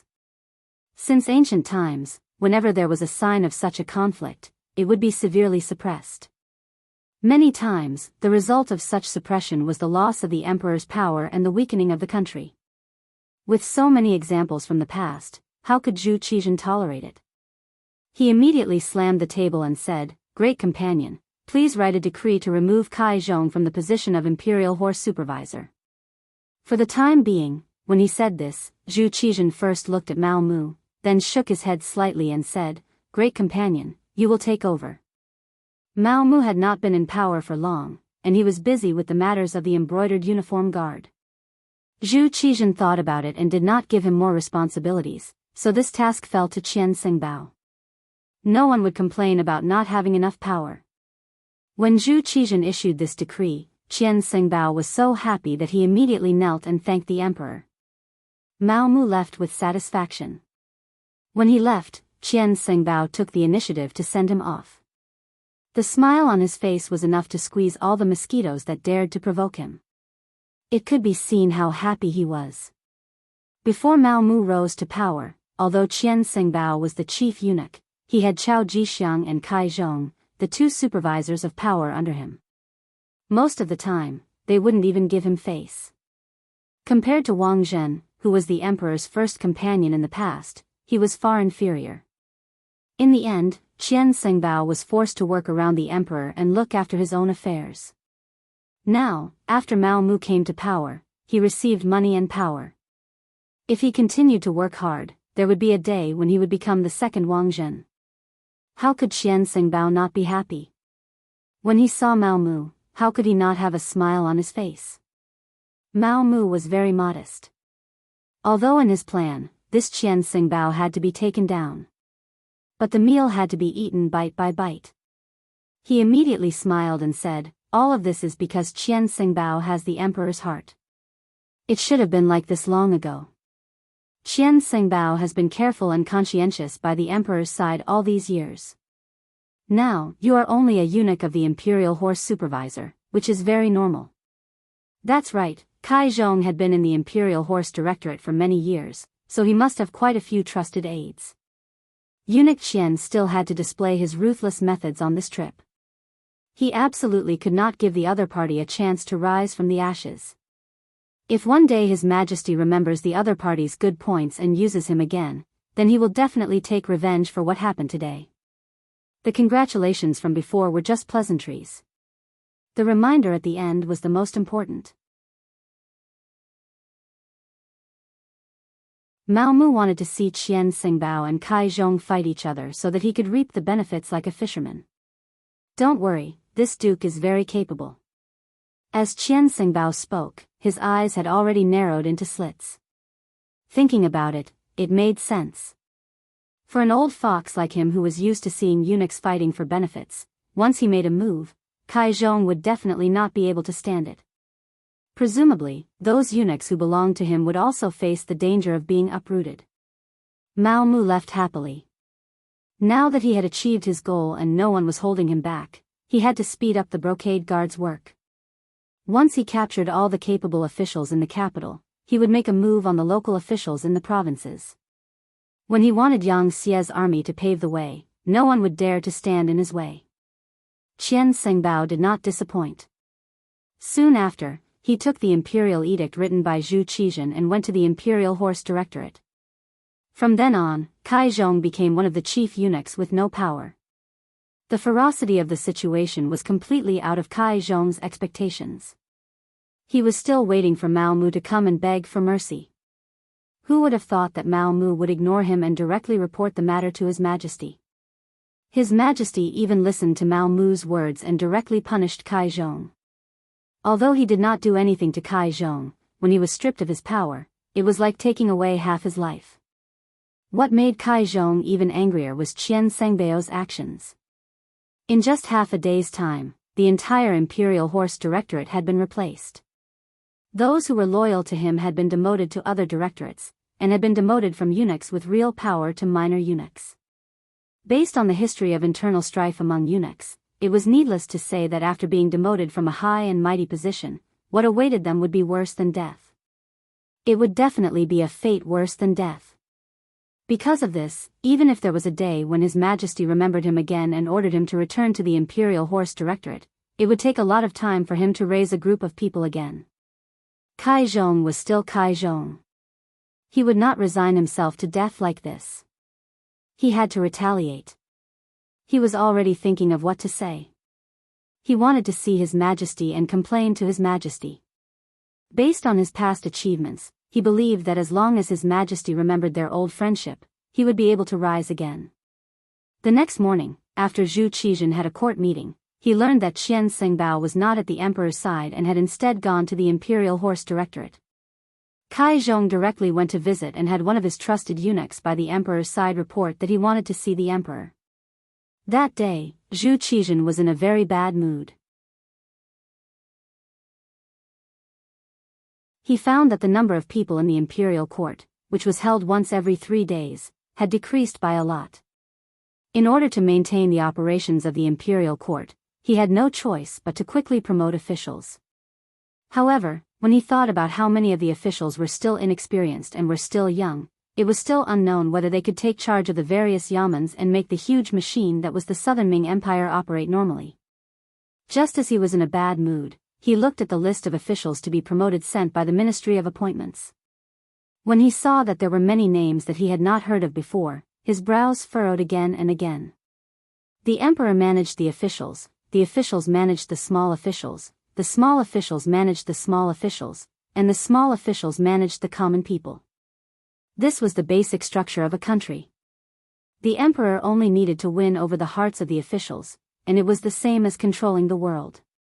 However, when he had not heard of the names of the officials, could the emperor still manage them well? Would they be able to work with him and deal with the affairs of the state? At this moment, Zhu Qizhen's heart could not help but waver. Should he release the officials that the embroidered uniform guard had captured? This was just a thought, and he quickly rejected it.